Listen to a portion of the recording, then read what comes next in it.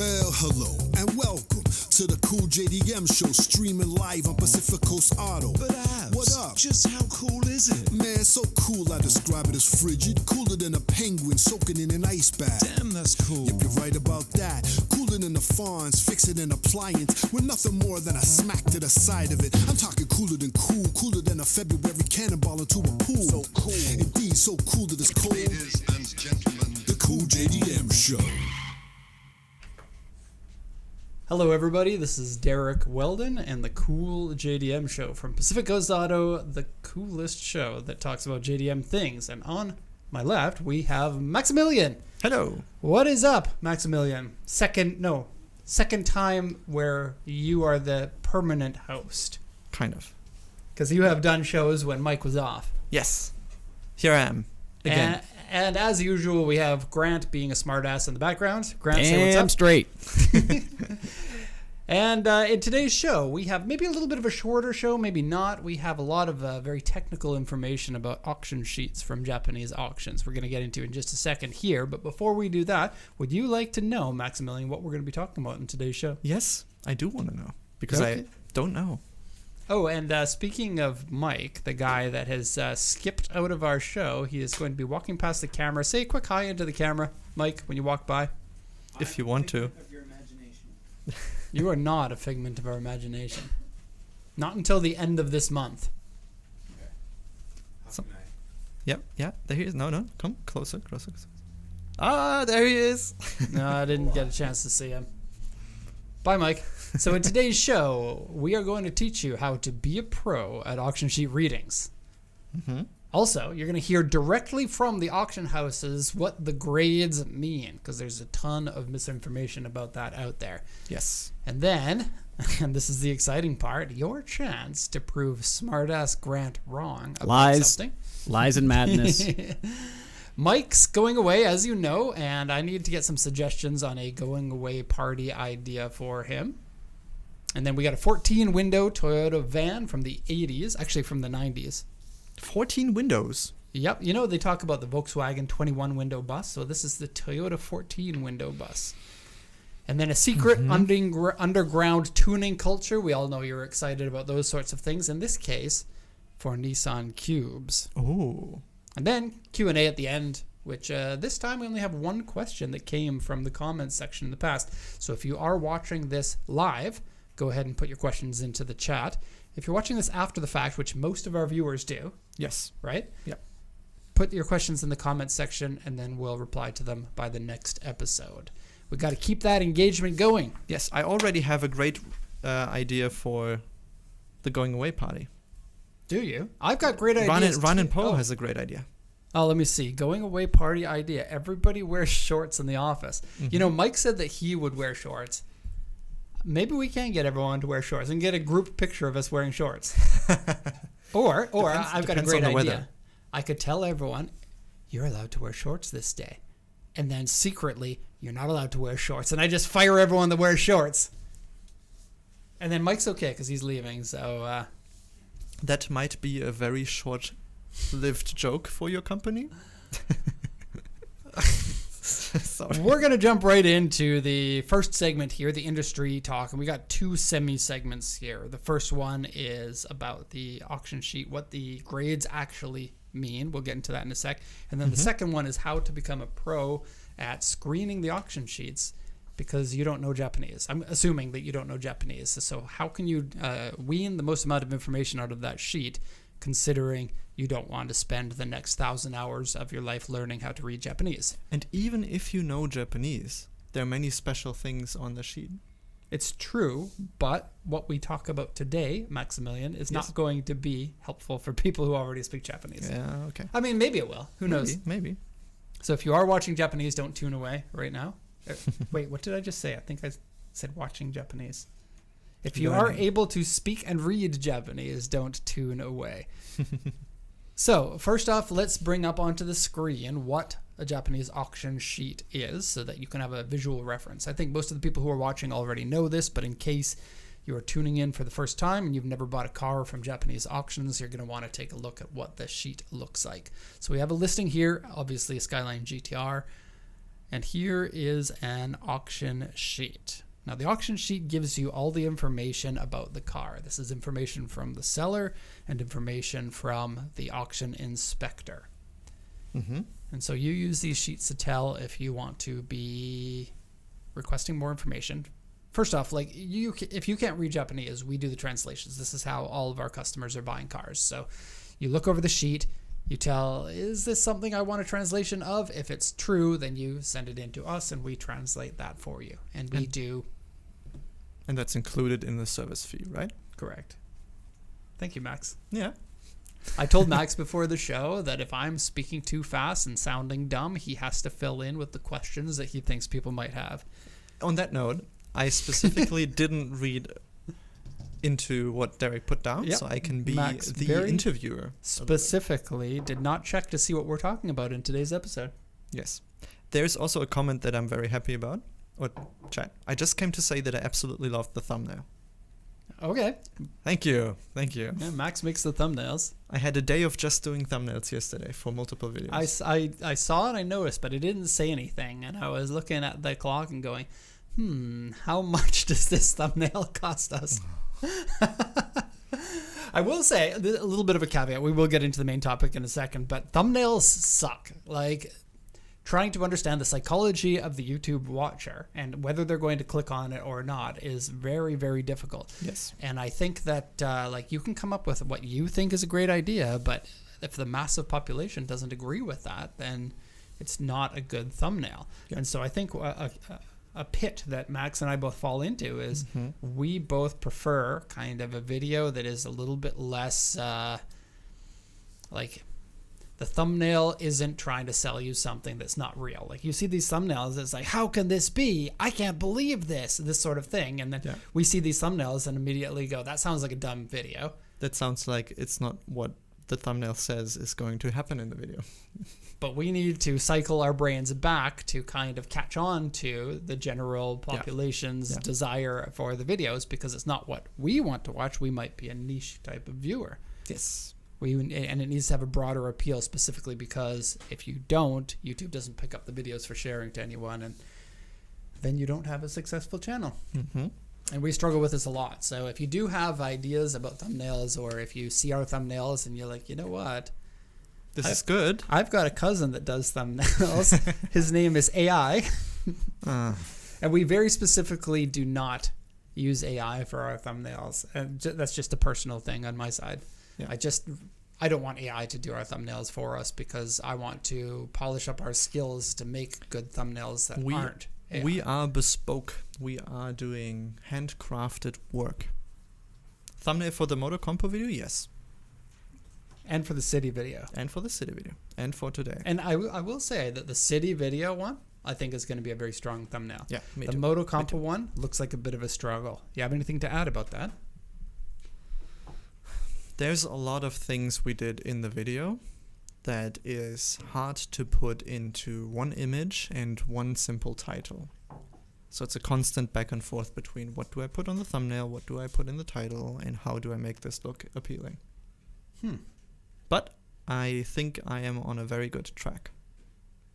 I hope so. And I think I spent more time on other thumbnails so far. So. And we've agreed that the thumbnail in some ways is more important than the entire video is. Yeah. Because if people aren't clicking, you can't show them the greatness of the video. Mm-hmm. Back on track now, the auction sheets. So keep in mind that right here, the auction sheet, this is where you're getting almost all of your information. And I think that people fall into the trap of seeing the picture of the car and going, that looks nice. Let's send that in for translation, without spending even 30 seconds looking at the auction sheet to tell if this is something. Like this car. That looks nice. I want a bid. That looks hella nice, actually. I think, like, Tommy Kaira is a company that makes aero kits that have hot and cold levers of them. Like, they're divisive, pardon me. But I think it looks good. I think a good choice of wheels. And, of course, the GTR looks good in black. Yeah. And then you don't look at the auction sheet because you're like, oh, I like the look of that car, only to realize after you've got it translated that you absolutely are not interested in that car whatsoever. And so if this happens enough, it's a huge waste of time for you as the auction viewer, Now, don't get me wrong. I love looking at all the cars on auctions, and I don't consider it a waste of time because it's sort of like entertainment, right? Looking at all the different cars and being like, ooh, I'm in a candy store right now. But if you are serious about buying and you want to do this for a job like many of our customers do, you have to make this efficient. Otherwise, the amount of time you're putting into it is not like you're ending up making less than minimum wage. And even if it is enjoyable, it's still, you'd rather sell more cars. You'd rather import more. You'd rather make more money. So don't waste your time falling into the trap of just seeing cars that you like and immediately sending them out. And I think people make that decision because they're like, I need to save some time, so let's quickly go through the auctions. Yeah. And then end up making it less efficient than it should be. Yeah. Yeah. Okay, so these sheets are all going to be translated, and we have, before we get into that actually, we want to talk a little bit about the very first area of screening, which is the auction inspection grade. And so this car here is a grade R with an interior grade C and an exterior grade C. And a lot of people don't know what that means, so let's go over all of the details. So we have a screenshot of this, right? You want to go into this, right? Yeah. Before we do that, I have a little story to tell. I love stories. So what you will often see on the internet, especially on social media, is people who see cars bought from auction or at the auction saying, oh, how could this be a grade 4, for example? And then they'll point out some sort of damages on the car, but right? most often than not, they will proceed to show everything that is defined in the criteria of the auction to be a grade 4. Right. So they find a car at auction and they're like, look at this car. It's a grade 4. And then they're like, and here's a whole bunch of different damages. It has this damage and this damage and this damage and this damage. How could this possibly be a grade 4? Right. And but it actually is. This mirrors grade what we were 4. talking about with the thumbnail. Yeah. Oh my God, auctions are so bad. Yep. And they're really doing this as a way to sell themselves as knowing better than your average exporter, right? Because they're like, well, that's why you need to pay me so much more than anyone else to get your inspections. But what they're doing is they're glossing over the fact that these marks are mentioned on the auction sheet. And if you understand the auction grades correctly, you should know that. You should know that. We talked about this on the show a lot. There is some variance in between inspectors and how they're feeling on the day, but generally these are hard-written criteria that everyone should adhere to. Right. And it's actually worse than you think. Like a grade 4 has the chance to have quite a bit of damages. It's just that like we sell a lot of cars that are 15 to 25 years old or 30 years old. Mm-hmm. By the time a car gets that old, it's very unlikely that it's going to be in super good condition. Like a grade 5 or grade S would be nearly impossible. Actually, it would be impossible for those ages. And it goes even further. This morning I used Gemini. Oh, I love this. So at this point, probably most of the internet people use AI, right? And some of the customers also say, hey, I'm using AI to translate the sheets before I decide bidding or translating it completely. But if you do that, you also fall into the trap of seeing repeated of what is most written in the internet. So you mean AI is being trained off of the misinformation of people on Instagram saying that watch out for this. Yeah, that is a thing that could happen. So I did the same thing.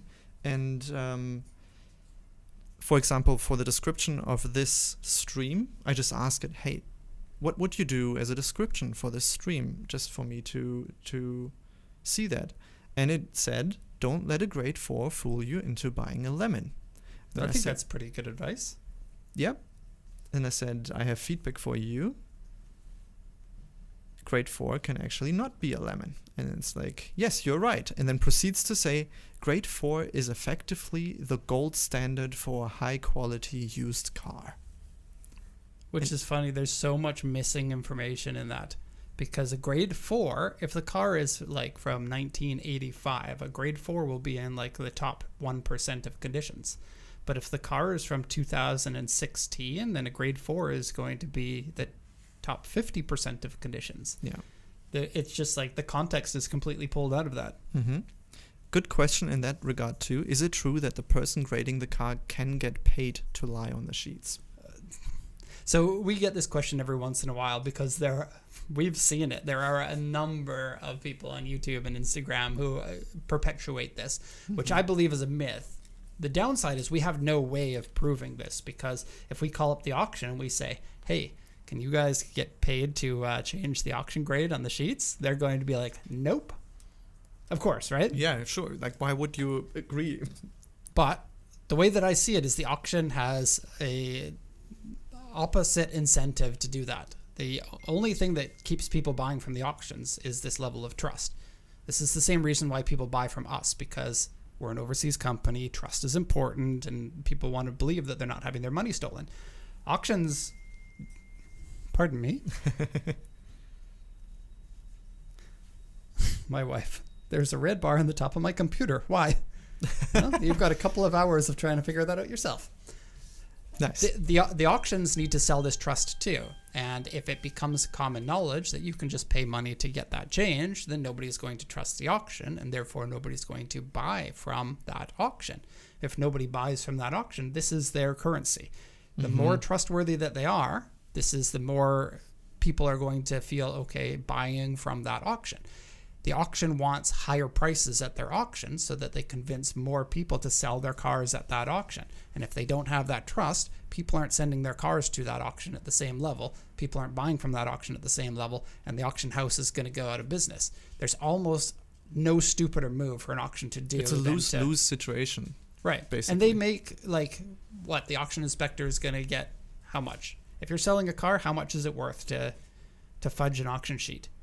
Maybe a couple $100 or so? Except when someone would personally know someone that is an inspector and give them money in cash on hand. But there's a good chance that the inspector's not inspecting that person's car. Yeah. And then, yeah, I don't know how that turns out, but I would like to go ahead and ask the chat at large here. Do you have any proof that this actually happens? And if you have seen somebody mention it, that person needs to answer as to why they're claiming something happens when there is no proof. Yeah. Show me some proof. I want to see it. I have done this for coming on 20 years now. There's no proof out there as far as I know. And as far as I'm concerned, like, we buy auction cars aplenty, and there's no pattern that kind of sticks in my brain that, oh, this auction sheet has been filled out with incorrect information on purpose. It just, like, after thousands and thousands of cars, your mind gets good at noticing patterns and how things work, and that hasn't happened, in my opinion. I think there's a general, like, within a grade, you can still get something that is better for that grade and something that is slightly below average for that, like, within the criteria. Right. But that's also, like, a very slim, like, range of things, except for when you're buying an R grade, because an R grade can essentially be everything. Yeah, an R grade could be otherwise a 4.5 or a 2. Well, not a 2, a 3. Anywhere from a 3 to a 4.5. Anyway, let's get into what the grades mean. This is going to take a little bit of time, but pay attention to it if you're looking to buy cars from auction, because this is great information. We've got a lot of this on our website, but it's condensed in a more user-friendly way on the website, because we don't want to scare everyone with a whole bunch of information that's going to make the process seem more difficult than it is. So this is pretty much the first step to becoming what I would consider the floor of what you should be in knowledge-wise before you start buying from auction. So there's a person in the chat says, I can cite a specific car that it happened with. Okay. We have an email address, show@pacificcoastjdm. Send us the information about that. I'd love to take a look at it. I would love to have a look at it. So auction grades start at S, and then 6, and then 5, 4.5, 4, 3.5, 3, 2, 1, and then R is a bit of a wild card, because condition-wise it could be anything. And then X for some. And this is also USS. This is slightly different to other auction houses too. Right. So USS auction house chain, the one where we're buying 75% of our cars from, the biggest auction chain. And this is the original, just to show you that this is actual information. Wow, that looks like it's in Japanese, Max. It is in Japanese, but we do have the translation here on our paperwork. So something a lot of people don't realize is there is a mileage cap for these grades. You can see there in the second column.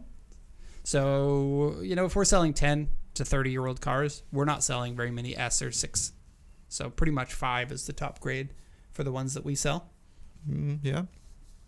And so 5 is 50,000 kilometers. 4.5 has to be under 100,000 kilometers. 4 under 150. And then there's no cap after that. So all of that makes sense. I have seen a few times where a car got like a grade 4.5 even though it was over 150. So you'll see sometimes auction inspectors will miss this. Mm-hmm. Like I think my Lotus was 160,000 kilometers, but it was a grade 4. Did you pay the inspector to... Sorry. No, the seller paid the inspector. Next one is the... so there's the... I just want to point out one thing. A car can potentially be a condition-wise a grade 5, but is graded as a 3.5 because it has 200,000 kilometers on it. Yeah. It would be one of the criteria. But it's unlikely. After 200,000 kilometers, it's not likely to be in that good of condition. It's not like... But if it's like body work done you're and right about that. repainted and restored, it could be. It's true. I do want to point out before you go, do you want to do the mileage first or the other parts? I want to do the other part. I'll show you. Okay. I have an idea in my mind, but to explain it to you, yeah. So in order to get these grades, there's the mileage requirement and there's also the interior requirement. So just like what you were saying about if your mileage is high, it can otherwise be a grade 5. The interior grades, as you can see in the third column there. So to get a grade 4.5, then you can't have an interior worse than a grade B. Yep. And then 4 is the same. If you have a grade 4, you can't have an interior grade less than C. Mm-hmm. And the interiors go A, B, C, D, E. But some auctions, C is the worst grade, so do pay attention to that. And if you don't know, of course, you can ask us. But C generally means there's going to be some pretty weak things in the interior. And we do have a translation of that and the grading criteria for the interior too. Right. So I'll just skip S and 6 because those ones are ones that we just don't sell too often. I just want to point out, just for the people, so that the like, oh, it's a grade 4, it's the best one, is not like... S can only be cars within the first 12 months of registration. And it also just says it's almost undamaged. Yeah. So even for S, there can be scratches. Right. My experience with S is that if there are scratches, they are extremely small, though. Yeah. And even grade 6, they're extremely high-quality cars. They even smell like new cars for the most part. Mm. And then for grade 6, it says there are no repairs required. Has to be 3 years old or newer for grade 6. Within 3 years, and no repairs required. And then 5 is, even with 5 you have minor scratches and dents, but they require almost no repair, and engine and suspension is in good condition. Right. So there should be nothing needed in the car if it's a grade 5. But that's not always the case, because keep in mind that these inspectors are not doing full mechanical inspections on the cars. And if the car is a little bit older, just being old can wear out things on your car, or things can just break. The amount of cars that we've brought in, inspected, and then sent off to the port to ship, and then they break before shipping, it happens when you're dealing with old cars. Mm-hmm. And it's good to have experience in old cars to know what kind of things happen with them. Even like one of our cars that we have for the auction inspection, auction picks this week, 23,000 kilometers in 1991. Mm-hmm. That's not going to be as reliable as a 23,000 kilometer car that's 3 years old. Yeah. Right? Yeah. So that could at highest be a grade 5. Because, and in this case, it's a grade 3, actually. So we'll see. Okay, interesting. Okay, so to cap up, we'll start grade 5 and go down, and we'll just explain the damages that have on them. Grade 5 needs to be under 50,000 kilometers, and the interior has to be A grade. Yep. Some notes for the interior and exterior are minor scratches and dents, requiring almost no repair work, engine and suspension in good condition. Yep. And no replacement of exterior parts. You can't have a replaced hood or fenders to get grade 5. Correct.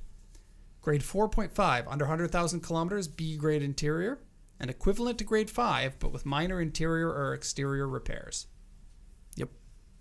Okay, now we'll get into what the interior grades mean after we go through these grades. So, like, for example, B grade interior means what? Yeah. Right? Yeah. Grade 4, under 150,000 kilometers, C grade interior or higher. And then the notes has noticeable scratches. Remember, this is grade 4. This is what a lot of people think are super high grade. Or best. What AI will say is the best. Has noticeable scratches, dents, rust, burn marks on the interior, like cigarette burns, tears on the interior, and it requires some restoration work. Okay? It's a grade 4. Why does it have rust, Derek? I'm sorry, just so frustrating. I've seen it so many times. Look at the rust on the strut towers of this grade 4. You definitely need an auction inspection. Meanwhile, you look at the sheet, corrosion on the top of strut towers. I don't know, maybe you just needed your auction sheet to be translated. Yeah, maybe you should. Grade 3.5, the majority of cars that we're selling. Grade 3.5. Mm-hmm. Okay. D-class interior or better, requires sheet metal work and repairs of varying sizes in several places. Has numerous cigarette burns or tears or other damage of that same size. Requires sheet metal work. That's pretty severe. Like U3 dent is what that would mean. Or rust holes. Yeah, it could be. 3.5. That's the majority of your drift cars. Drift cars are a special category. They should actually have like a D, right. A D exterior, like D overall grade for drift car. Grade 3. Grade 3 is a little bit of a weird one. I think it falls outside of the regular. So we've got the S6, 5, 4.5, 4, 3.5, and then on the side R and 3 and 2. They're kind of special grades. 3 can be an excellent condition car, but it needs to have something that is causing it to be a grade 3. This is usually an unrepaired accident, but a light one. So it's just causing some misalignment in the panels. Or could be extremely high, big paint fade on an otherwise great condition car. Mm-hmm. Or it could be, let's see, what else do you get? Engine not running. Nah. It's too severe? Whether the engine has troubles or not is a little bit hard to place, because sometimes you'll see things like engine is making strange sounds on a grade 4, and the strange sound is just that like the fan shroud is missing a bolt and it's flapping a little bit. Mm-hmm. But on a car like that, you don't really know. Yeah. So you probably just avoid those cars unless it's like a super rare car. You have other options, so why even bother running a risk like that? So anyways, so grade 3 has to have an E-class interior or requires full repair, replacement, or reupholstering. So as you can see, you don't get a ton of information from the grade. It still leaves a lot of space for you to wonder, what condition actually is this car? And for this reason, I think a lot of people are thinking backwards in the auction grade. They see auction grade 4.5 or auction grade 4, so this means roughly this condition car. But I think that's wrong. I think instead, the auction grades are there for you to have a bulk filtering method. So if you're looking for a better than average car, then you filter for grade 4, and then the process starts of trying to determine the condition from there.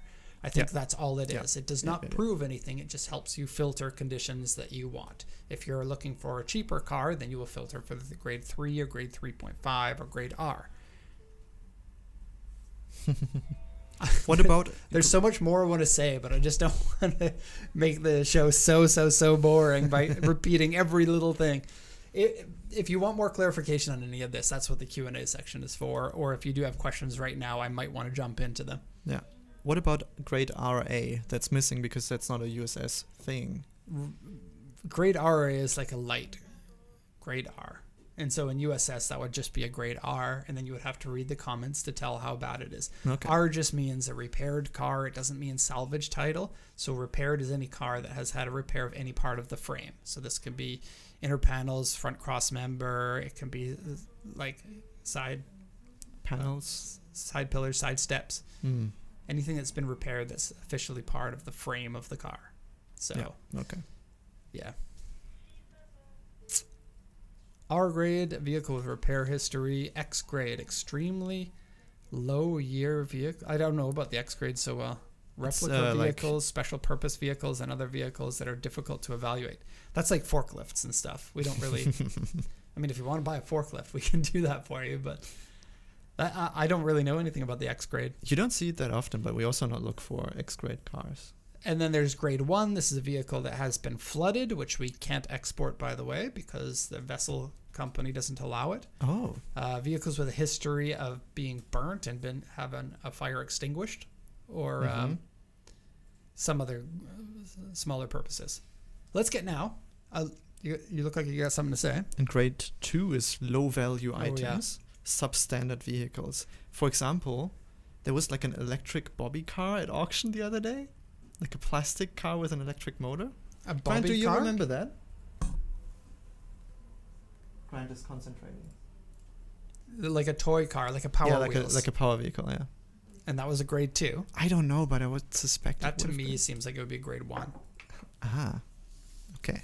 Before we go into the interior grading, there were some comments that I wanted to... Before we get into the comments, the grade 2 is usually rust that's this big of holes. Ugh. It's terrible. A lot of people think, oh, rusty car, I can deal with that. Probably not a grade 2. It's like a Flintstone vehicle. Like the rust has probably made the chassis no longer as strong as it should be. Kind of rust. So yeah, avoid those. The person that said that they can cite a specific car said, I'm thinking of a Toyota with a changed cluster. The original auction sheet was amended as the car ran, after we had bid. No mention of spilled fluids in the vehicle. Car arrived and would not drive up the trailer because the trans was slipping so bad. Again, not on the auction sheet. All of those things don't prove that the car, like somebody's paid to change the inspection though. Like, those are issues for certain. And if those issues are caught, you can potentially refund the vehicle. Like, if we buy a car from the auction and it comes into us and we're like, ooh, gauges have been changed. It happens every once in a while. And the rules are you can return that if you can prove it. Yeah. Which is fine.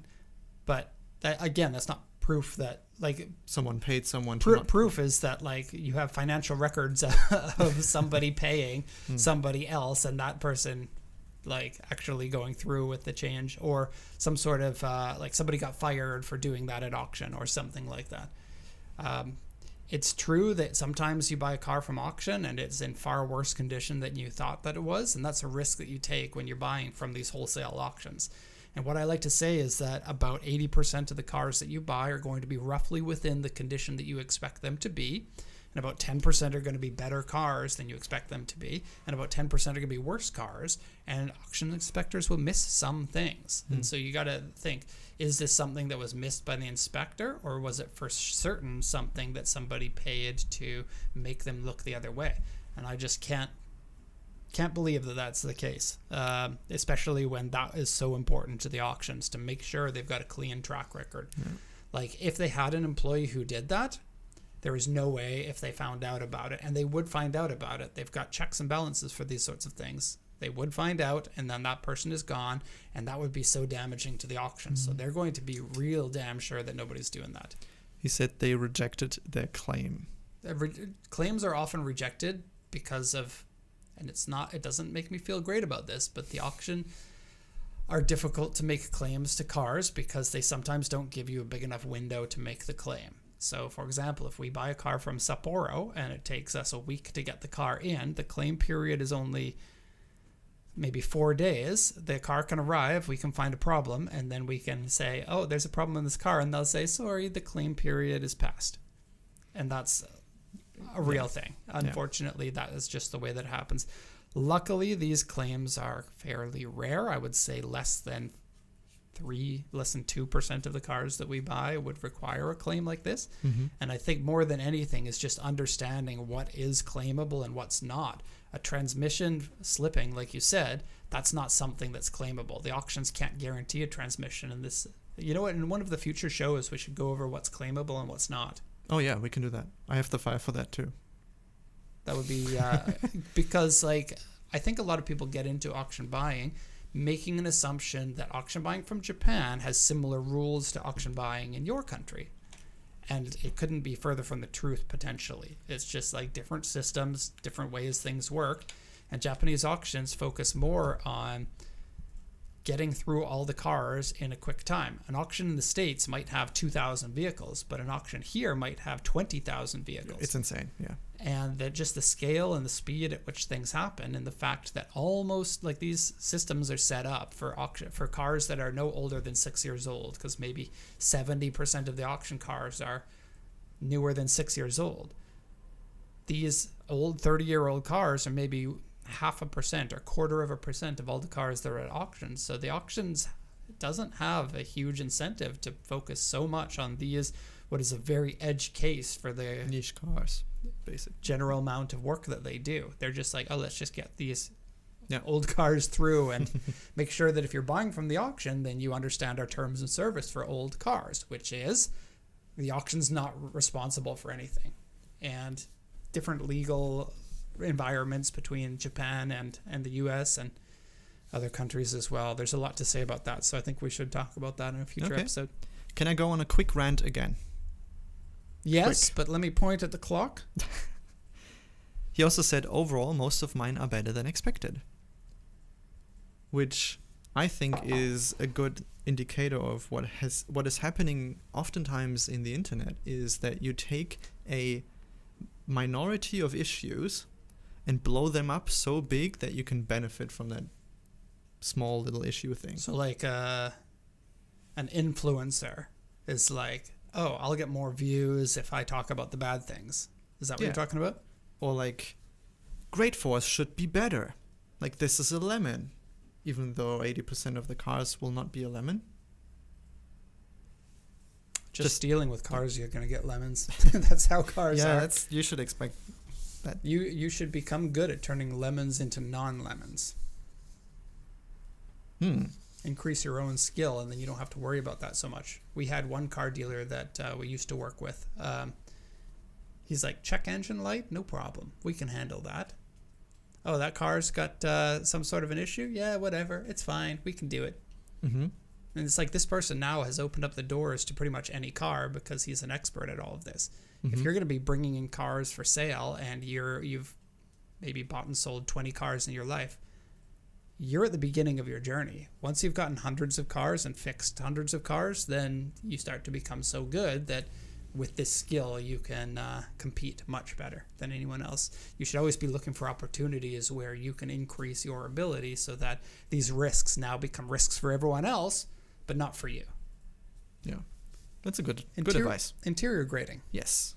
A-grade interior requires no repair or minimal repair. Up to 2 to 3 inconspicuous small tears or very light cigarette burns or easily removable stains. Mm-hmm.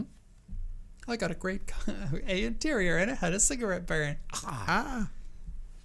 Oh, well, that's what it is. Yep. B grade. B grade is maybe, for the cars that we sell, the top 10% of interior grades. My car was B grade interior. How was the interior? Good. Pretty good, right? Yeah, but it's got some scratches around the shift area. When you bought the car, how old was it? Like 13 years old? No, 24. Oh, geez. I got that wrong. I thought it was right before it was legal, and then my mind went, Canada? 24 years old. It got a B interior. That's pretty high for a 24-year-old car. Yes. So requires minor repairs. Items with tears, burn marks, scuffs, or several screw holes.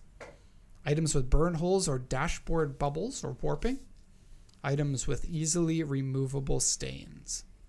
So, for example, on an R32, with the dashboard coming up in that little crease thing, that would still be a grade B, or class B, as they call it for the interior, because it's bubbling. Yeah. Which is weird. To me, a dashboard bubbling is a pretty major problem. Right? Would be for me as well. Grade C, requires repair or with defects that diminish product value. Items with numerous burn marks, burn holes, scuffs, tears, noticeable screw holes, dashboard warping or cracks, etc. Items with overall soiling. I always think soiling is Such a weird word. It's like pooing, right? Yep. I've soiled my car. But it could be like the K cars where there's a lot of like dirt just in the car. That's C grade interior, the majority of the cars that are 25 years old. Yeah. Okay.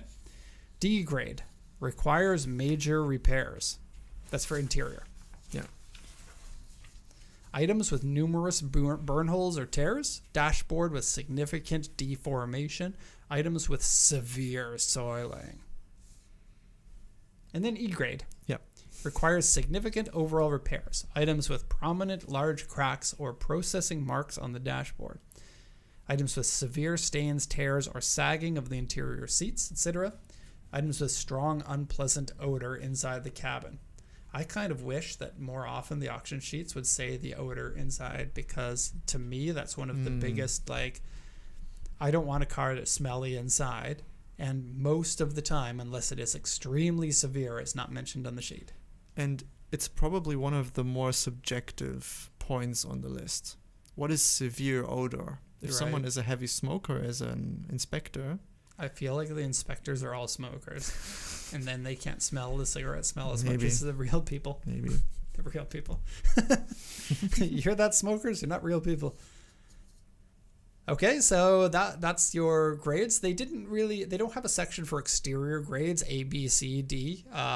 I think exterior is a little bit easier to understand because, can we go back to the Skyline? Yep. You'll USS also doesn't do the exterior grade. Oh, that's right. It's other auctions do that. Good point. I didn't even think about that. But with the exterior, you should get a good understanding about how the exterior is based on that diagram there. So you should know the codes and what they mean, and then get a good idea of the condition. So what we're going into now is the noob territory, right? Right. I like the wording. The noob territory? The noob. Being a noob. Yeah. Being a beginner. Yeah. Is it entertaining? This is like the transition to what you've written down here. Oh, I see. Okay, so can we bring up our website? Yes. The auction information section of our website. It should be here. Okay, so scroll all the way to the bottom. There's a decent amount of information. You can contact us here. That's not the bottom of this sheet, Max. This is a FAQ. This actually a lot of good information there for commonly mistaken things. I go up from here. Mm-hmm. Here's what all of the interior grades are, exterior grades are. So what the A means, W, Y, P, all of that sort of thing. And then an AY2 is like a scratch and a crack together, grade 2 out of 3. And there's a little excerpt for each one. Scroll up a little bit. These are the less common ones. So only some of the auctions will be using these ones. And then scroll up. And these are the more common ones. So AU, W, Y, S, C, XX, and X. And up from here. A lot of great information on there, yeah, I must say. Someone put some time into this. I'm glad it actually formatted properly as well, because making websites is hard. It's a little bit of a mess, and I could totally see like there's an update to Windows, and now this doesn't look proper. Move a picture in Microsoft Word, and all of a sudden the furniture in your office move. Yeah, that kind of thing. So if you're a new buyer, I would very much recommend that you screen cap this and print it out so you have it on hand anytime, unless you know all of the codes off by heart. I will say that I don't mean to be saying anything that makes our customers feel stupid, but the vast majority of new purchasers don't pay attention to the diagram nor know what all of the markings mean. And I think you need to know this before you can even consider yourself in the noob category of the 3 categories of auction sheet screeners that we'll talk about. Mm-hmm. So go back to the skyline. Take me back, Jimmy. And you can see here that this sheet has XX on 2 of the panels. You should immediately know what that means. You should immediately know what a W2 means. Both Okay, wait of a those second. are Chat. extremely popular. What does XX mean? Put it in the comments sure and I'll tons of put it people into in the our points chat. list. So tons of people in our chat know this. Yeah. Oh yeah, you're going to grade all of the people in the chat, whether you're a noob or a pro at auction sheet screening. Yes. Replaced panel. Yes. Is a fender a panel or is it a part? Front and back fenders are still considered panels. Okay. Grade me a 4B. Yes. I think it would be so funny to grade People. I was going to say other things to hold myself back, but yes. Okay, so easily the biggest thing that beginner buyers are doing is they're looking at the pictures and sending these in for translations. That you are wasting your time. You need to know the condition of the car. You need to check for things. Your noob things that you need to check, or beginner things, I guess I could call them. So check the diagram notes for things that you don't like. And this is a big one, if you don't want corrosion on your car, don't send in sheets with corrosion on the car. Yeah. Like, corrosion is Yeah. C2. I'm not joking. We get 5+ sheets sent in that have corrosion on them, that then after we translate for the person, then they'll say, oh, I don't want a car with corrosion. It's weird to me how often that happens. And so you should be checking that in as much detail as you can before you send it in, because otherwise now you've sent in, you're waiting for the translation, you get the translation back, you read it all. This is like half an hour, 45 minutes of your time when you could have just written that car off at the beginning because you're like, oh, C2? Nope, don't want corrosion. And to be honest, it's also our time. Yeah, I mean, we don't want to talk about that too much. We don't want to make it seem like we're only concerned about our own time, Max. We are not only concerned, but we are transparent. You also want to be looking for big dents. This is another one that's commonly missed. Something like a U3 is a dent that could be soccer ball size. I'm not gonna say the name. Who? Me? No, a company that used golf balls in socks. Oh. Immediately comes to U3 mind. and Yeah. U3 on the hood and U3 on the roof. So, yeah. X on the windshield. X on the windshield X means should be replaced, but when it's on a windshield, it just means a crack.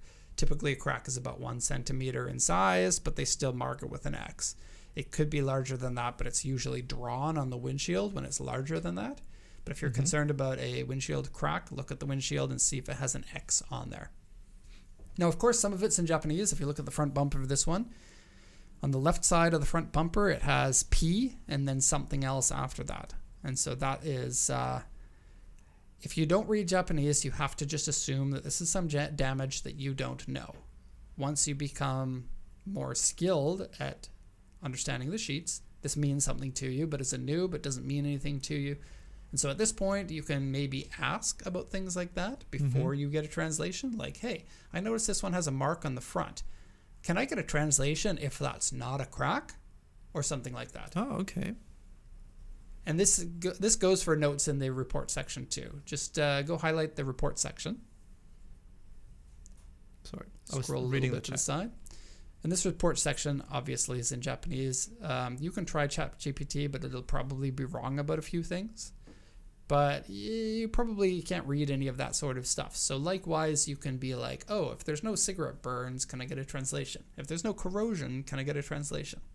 We get that frequently from a lot of our mid-level auction sheet screeners. Yeah. So it's good to know. There's a conversation in the chat that people watching are answering already, but still good for us to go in there. Sometimes the sheet doesn't show on the doesn't show on the tool. That's the USS situation. USS doesn't allow us to share it, and then that person also said, "How can we get the info before we bidding?" And then Griffrides replied. Before Okay. you reply. Oh, I'm sorry. I didn't read what Griffrides said, so you go ahead and say it. He said, they can reach out to us and we send them the information. And that's possible. Right. So you see one from USS, you say, please send me the pictures, and we can individually send it to you. It's just that USS doesn't allow us to show the public, or they're going to find a way to cut us off from our business, which we don't want to do because, as I said, like 75% of our purchases go through USS. 2 notes on that. You can also get Ninja. Ninja is a service provided by USS, and you pay them. Well, I mean, you pay us and we pay them. Yep. And it costs more than Netflix, but if you are a pro buyer, you really need it. We actually lose money on it because a number of our bigger dealers, we just give them free Ninja because we're like, you know, you're big enough that you get to be a free Ninja, and then they can search everything. But even beyond that, like, we're not making any money at all on it's really expensive. USS makes money doing that, and that's probably why they're so secure on their data, because if they weren't, then they wouldn't sell any memberships. And we're right about to go up to the next level, and the next level is 50,000 yen per month. For us. So in US dollars, $300 per month that we pay for our Ninja memberships. My second note was, in the new auction tool that we're developing, there's a button for that. To request images quickly. Yes. So you don't need to write anything. You just need to press a button. And the back end is really nice too, because currently when someone asks, we have to get an email from the customer, and then we have to send an email back. But the new system, we just put the images in and then click OK, and it's sorted by auction time too. So we don't no longer come in the morning to scramble through 30 all emails that are, and some of them are image requests and some of them are translation requests. We can just go into our system and then go, this one's urgent because it's up in an hour and 15 minutes. You know, we can sort based on auction time. It's going to be really good. Has anyone ever got us in trouble for reposting images from Ninja yet? It's a question in the chat. So whenever there's a Ninja image, it has our number, our USS membership number watermarked into the images right in the center. And USS every once in a while is going to go on social media and find the USS images that have the watermark, and then they're going to contact that member and then say, tell your people to shut this down. You're not allowed to share this. You'll get in trouble if you share these images. We don't want that to happen, so any one of our customers who gets the Ninja system gets a little bit of a talking to, like, we could get into trouble if you're sharing these images. And I think because we do this, we've never been contacted, but it could be some people are flying under the radar, because we have noticed that some people have been we don't check to see what our customers are doing on social media, but every once in a while it's come to our attention that some people are, and we'll just send them an email and say, please. I understand why you want to post these, because it's great advertising to show people the vehicles that come up for auction, but at the very least, we probably don't do that as the official response. But if you don't want to listen to us, there are ways around that. Okay, we got an auction sheet here, and as we go, we'll talk about a few of them. So we got one here with a windshield crack, so we'll just show that one. This is another one that is here. Another Skyline. No, it's not, with the windshield cracked. Okay, well then never mind. But this one here has C3 on the underside. Ew. Sorry, that was for the large dents, scratches, and corrosion. Okay. Oh, were these not ordered? I opened them in the. Okay. They are. All right. Well, the X on the windshield one does not have an X on the windshield. Let's go to the next one and see if it's a grade 2. It is. Okay. We're back in business. So grade 2 is a terrible car. So here we're looking at the sheet and we can see clearly there is C at the bottom left. And the Japanese next to that you probably can't read, but it says a C hull large. And if you have any corrosion on the body, there will be more corrosion on the underside. And if it's a Skyline, there will be more on the strut towers. Where does it say corrosion large? Right there. This down here, just for you. C hull large. This means large. Gross. So anything with a C. If you don't want rust, ask. So, right. It's I would the love, easiest way like, for people who can't a read. daydream of mine is with the new tool. When you send in a translation, you have check boxes for things that you don't want before a translation Do comes I need in. to open my feature request list? I think I've already mentioned this. No, I don't have that written down. It's not something that we could easily put in for the rollout of it, but I think it would be awesome. It's like, oh, I don't like corrosion, I don't like peeling paint, and I don't like underside corrosion, and I don't like AC that's broken. You could just check these things off, and if the translator is like, okay, well, this one has these, and so I won't translate it. Denzel says it's a great feature. idea. I want to expand on that idea to the chat. Would you want to check this for each car that you bid on, or as a preference in your profile? I think it would be nice to have preference, but manually overrideable. Maybe, yeah. So, like, when you send it in, it's like, here are your preferences, and you can deselect any of the boxes. Mm. Can I briefly cut in as a translator here? Yep. Yeah, just as a heads up for anybody, if you're looking to avoid things with rust, avoid every grade 2. The most common criteria I see for that is going to be because of rust holes. Like 98% of them, it seems, get grade 2 because of rust holes. Or peeling frame, right, Grant? Oh, that's a good one. Yeah. Separating frame. Yep. Love those. My old Toyota truck has separating frame. Wasn't there a car on Pimp My Ride once that fell apart because it was held together by glue? I don't know. No. Okay, so just to recap, a beginner should know all the codes and should look at the diagram before sending in the sheets. A couple of other minor things for the noob is take a look next to the mileage on this one. It shows 13,362. This is a hole a lot of people fall into as well. This is an unknown mileage car because there's a little star next to the mileage. But some people will see the low mileage and go, ooh, I love low mileage Lancers. And then not see the star and then send it in and we translate and they're like, what? Unknown mileage? Didn't know that. That to me is a noob thing. Based on this sheet, I would think that the car looks terrible. If you look at the picture though, It's a wet car. A wet car means that it's a wet black car. If you just look at the picture, you could be like, oh, this looks good. But then you have this what is that? rusted away. Really? And the wheel is like, Oh, weird. yeah. So there you go, grade 2. On to intermediate, and we've got a picture of a new sheet to showcase. Really? I got another one out of a... That is a grade 2 scrap car. This is the second link for the grade 2. I see. This is my fault then. This one here, open up the sheet, please. I sounded demanding there. But it is a demand, so that's fine. A command, actually. So this one here is a grade star, and we don't sell grade star cars because they have been in accidents and they have no inspection. That is too risky for us. Even if you want that, this means headaches for us, and we don't want to sell ourselves a headache for the profit of like $25 after all of our costs. Yeah, you see, it's like a crash we'll lose money trying to deal with a car like this at the service fee and that probably we pay. you as the person buying. You can't export something like this without making sure that the hood latches, and there's no inspection. The engine could be done. Could have broken in the accident. Yeah, that's cute. This one's called the Hana version of the Paso. Hana is Japanese for nose. I think or in that flower. case it's for flower.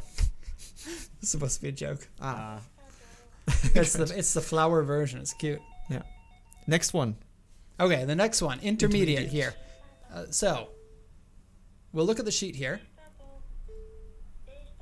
And that one doesn't seem as bad as I thought that it would. But you'll notice that the bottom left is a window for the report, like what's wrong with the car.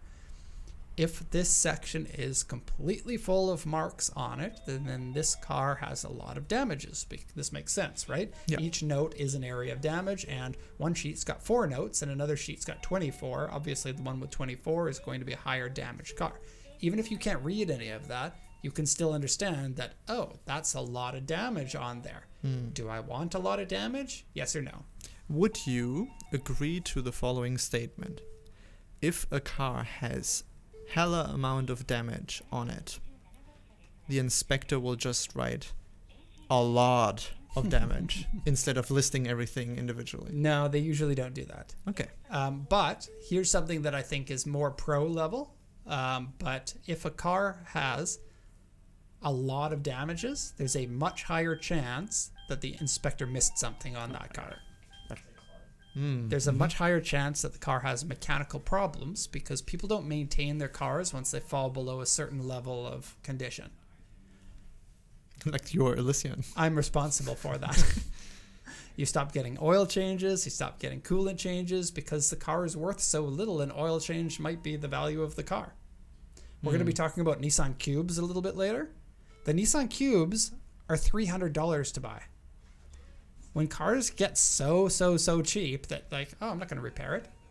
Yep. And then they fall behind in maintenance. Yep. A lot of people think, oh, Japan, they maintain their cars really well. It's true, but that isn't the case for every single car. Yeah. The next one, the Mileage Star, actually, we have that as an intermediate. Oh. I thought that it was more like a beginner, but here we are. You can call yourself an intermediate buyer. The So star here. next to the mileage, especially on Skylines, because it's on many of them, it means the mileage is unknown. And in the notes section, it'll explain why it's unknown. But Sometimes. it doesn't usually matter. If it's unknown mileage, it's either I'm okay with that or I'm not okay with that. Mm-hmm. There's a question. Do we accept requests to show a specific car live on air? If we have time in the Q&A section, but only if it is not a USS car, because that would also have Break us the show rules. images publicly, and we can't do that. Right. Okay, so here's something that's a little bit of a hack. You know what? We should have called all of these hacks. So, because people yeah. like to click on something, oh, a hack, now I can be smarter than everyone else. Mm-hmm. So if you're really worried about corrosion, then, and you don't see any on the body, that doesn't necessarily mean that there's no corrosion. There might be corrosion in the notes section. And while it doesn't happen all of the time, sometimes the inspector will just put the letter C in the notes section Oh. to say corrosion. Mm-hmm. And so most you of the don't time, I'd say at least half the time, if not more, they'll write the Japanese word for corrosion on there. Mm. But sometimes they're like, I'm lazy, C. And that's perfect for you because when you can't read Japanese, you can still understand C. So you can skim through the note section there and kind of look for S or C. And these things can give you an idea about the condition. Now this one here has S there. And if you can read it, it says underside has S, which is surface rust, Mm-hmm. which I don't think is a problem. Mm-hmm. But if you think it's a problem and you can see the S there, then you can understand that without being able to read Japanese. But It's a life hack. that's also like a personal thing, right? If you don't have a problem with surface rust, go ahead. But if you are someone who doesn't want to have any rust, maybe don't. Right. Got to be realistic, though. If a car's 25 years old, there's almost no chance Yeah. that there's no surface rust on the bottom. And then Other, wait, Grant, I can't. One other note on this point that I get a lot of questions about is people will get a car with underbody rust or corrosion or something in the translation from the notes and say, why wasn't that on the diagram? Diagram is only for exterior body panels. It will not cover something like the underbody or the frame or anything like that. And you know how you can tell that is because you can't know where the underside of the car is on the diagram because it only shows the top. True. Yep. I didn't know that you got that question. That's interesting. Semi-frequently, yeah. Wow. I think that means something else. So when they say something like that, they got the translation, and they're a little immediately they're like, okay, now I don't want this car because of the corrosion, and this is disappointing for them, and so they're speaking out of disappointment more than really asking the question. It's like, wow, I just wasted my time on this. Yeah, maybe. Okay, next one. SC or Y maybe in the note section. Y means crack. See if you can decode some of that. Color changed. So there's a section on the auction sheet for the color of the car. Do we have a link for this one? We don't. Okay. Yeah, we don't. And it may be a little bit hard for you to find on the sheet because you can't read Japanese. But if you are worried about a color change car, for me, like once you have a lot of experience, you'll be like, oh, that car never came in that color, and then you'll know. Yeah. But sometimes the car will be changed to white, and you won't be able to tell because someone's like, I want my yellow S2000 to be white for some reason. I'll get rid of the expensive color and I'll paint it white instead of just buying the white one. Weird. Color changed cars lower the value of it, and this is because a repaint is always going to be worse condition than the original. 99% of the time, it'll be worse than the original paint. You can get lucky in 1% of cases. Not in Japan, though. Like, you can absolutely repaint a car in better condition than the original paint from the factory, but it requires a lot of extra work for the little benefit at the very end of the value chart. So this one here is pearl white. Can you just circle where the it says pearl. So if it's color changed, there'll be a little circle that goes next to the color change thing. On some of the other auctions, they'll have like used to be this color and then an arrow to now this color. This is an intermediate thing. If you're not looking for a color change car, you can check to see if you can understand where the color is. But it's that circle that goes on that little Japanese 2 characters there for USS auctions. Yep. And color changed in some cases, like the with Land Cruisers, sometimes means also rust repaired. And especially for Land the rust Cruisers. repairs, I believe most rust repairs in Japan are done pretty quick and dirty. So something that I wouldn't want people to get into without knowing what they're getting. It's mostly going to be heaps of body filler, and it's going to crack in 6 years. Okay, so screening. We have some good idea about the screening so far for beginner and intermediate. And then the pro section. Pro. I put as another full one screen. that I think is probably intermediate too is check for English on the sheet. I mean, it goes without saying, but people don't think about that. In this case here, you can see it says Blitz on there in English. RB25DET. Mm-hmm. I mean, you should know which engine's in it already, but sometimes aftermarket companies are in English, so you can read some of the things that the car has. Sometimes seller write their sheets in English too. Doesn't very happen very rarely. often. I'd say like 0.1% of the time you'll find some sellers that are like, oh, this is popular for the US. I'll write English with spelling mistakes. Hey, maybe this seller wanted to make sure that there's not a Gallo 24 in the Skyline. I guess. Okay, so the pro things. And the pro, I would expect you're only sort of interested in learning the pro level things once you've been purchasing regularly for several years. Mm-hmm. You can absolutely learn these things, but learning stuff takes time, and you have to become really good and really fast at what you've already learned before you learn the next stages. It's like when you learn how to golf, you're not going to have Tiger Woods tell you, okay, here's the very little thing that I do to make sure that the ball goes the way that I want, because you're missing all of the basic stuff before that. And I feel like auction sheets are the same. I will say that it takes like even Japanese translators like a year of working here before they're efficient in translating these sheets too, even though they know Japanese. Yeah. And so if you've got a Japanese wife, which happens, or a Japanese husband, these people are like, nope, I've got a Japanese wife. I can translate these sheets in-house. You're probably going to annoy your wife or your husband. Well, friends. And you might not get the proper translation because there are some things that are shorthand on the sheets that Japanese people just wouldn't know unless they're in the industry. So the pro things are mostly learning the Japanese. And of course, the more Japanese you know, the more of a pro you can be. But we've kind of picked out maybe 5 different things that are the ones that you would want to know the most. So we can show those on here. This one here, if you look at the notes section, you can see SC on there. So immediately your intermediate level brain is like, oh, corrosion on the car. Mm-hmm. Actually, looking at the diagram, there's SC everywhere. So AUSC. That's rough. like a handful. That is a handful. it's a 60 series Land Cruiser, so I'm not surprised. And also for a 60 series.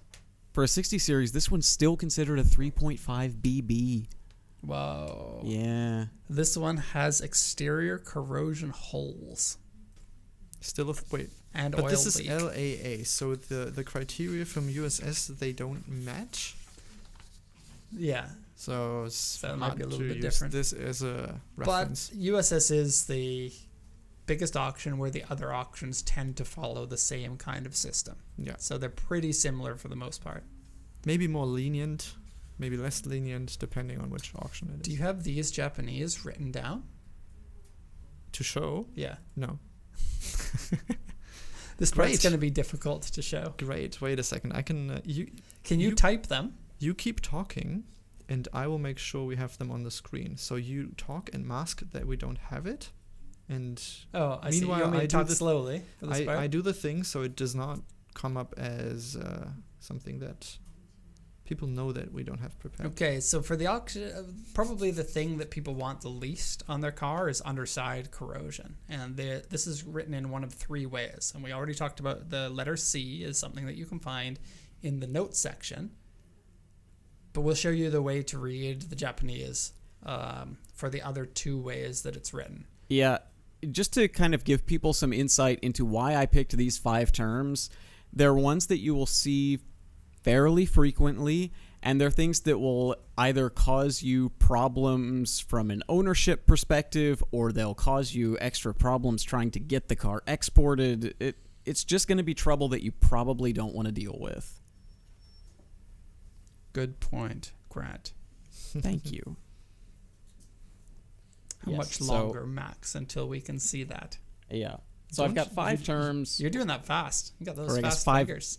5 genres of terms, I guess we'll say, that are generally things where if I see this on a sheet, I'm going to stop and Get some probably warn the person about it. Like, is this something you're okay with before going through with a full translation? You There know, you have it. most of these, Grant, Yeah. are katakana. True. So for those who haven't studied Japanese, there's 3 kind of alphabets. Alphabet's the wrong word, but 3 character sets that we use here. There's hiragana, katakana, and kanji. Kanji is the Chinese characters, and they take decades to learn.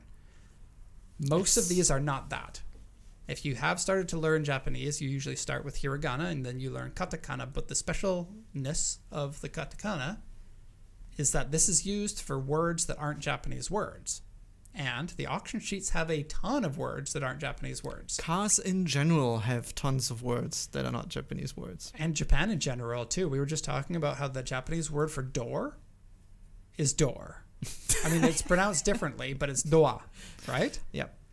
And we were thinking, like, what did they call the doors before the Western influence? It's so Or for English every time I influence. speak to younger Japanese people, I am kind of okay. But as soon as you go to people who are 50 plus, you throw all those katakana words at them, and they're like, "The F are you saying to me?" Oh, that's Yeah. I interesting. didn't know. There's definitely a generational divide to it. Yeah. The katakana words, they will, you can study them. It doesn't take too long to learn all the katakana. You can probably get it down in a month or so of studying. I think so. And they're usually the ones that are more like straight edge or blocky, not so curvy. Yep. And so you can see the ones here, like there's the detailed ones with lots of lines. Those are kanji. Is that you laughing or is it Grant? No, it's me laughing, but it's the correct way to describe it to someone who doesn't know it, but it's still funny. And then the one next to the kanji there is the katakana. And for whatever reason on auction sheets, they will write in katakana words that aren't normally katakana words, like fushoku there, or kibami, or hibi, or ware. Those are all words that are usually hiragana or kanji, but for whatever Still reason, they write it in katakana, which I think is weird, but it's great if you know how to read this. Yeah, I also don't have a good cultural explanation for it, but it's really helpful. Maybe sometimes when you don't have a lot of space, you can resort to that style of writing because you can read it more easily. Kanji is always going to be less space. Like, look at fushoku as an example. It's half the size. No, for the if you kanji need to one. write really small and you don't have the space to write the I see. kanji. That is so a that you fair can- point. Hiragana is much more easily legible in a less complex shape. So why would you not use Yeah. hiragana instead of katakana? Yeah, I don't know. Yeah, I Good think question. I think it's a style thing. You'll find all the Maybe. time in like advertising or in manga or something that something will be written in a different language just to stylize it. True. it's cool. So that top one there is fushoku, which means corrosion. And you might be able to just kind of like remember what the fushoku looks like. The second one there kind of looks like a dude with his mouth open of the kanji wearing a hat. Isn't that the kanji for food? Yeah, for To eating. eat, yeah. Yeah, so the the metal got eaten. eaten away. Yeah. Mhm. Very literally, yes. Yeah. Metal eat. Actually, I don't know what the first kanji there is, but I can, and this is how I learned how to read the auction sheets too. I'm like, oh, I've seen that one before. That's what it means. And I don't know what that first kanji is. I can't read that. But the two of them together, I'm like, yep, that's corrosion. Yeah. So you can do the same thing. The second one there is oil leak. And so that one, again, you'll probably find half and half. So for Grant, would you say that's right? Half and half katakana and kanji? Yeah, pretty frequently both ways. Yeah. so this is just the more part here, but oil is always oiru, like these three here. Right. Except there are some weird sellers who will write that in hiragana, and I don't know why. 50 plus. Yeah, maybe. And so an oil leak is, there's two different ways to write it. There's oil leak and a minor oil leak, or seeping oil. Seeping oil is never really an issue. Oil leak, sometimes you can't ship the car without fixing it. Yeah. And Especially if it drops on the ground. only if it drops on the ground.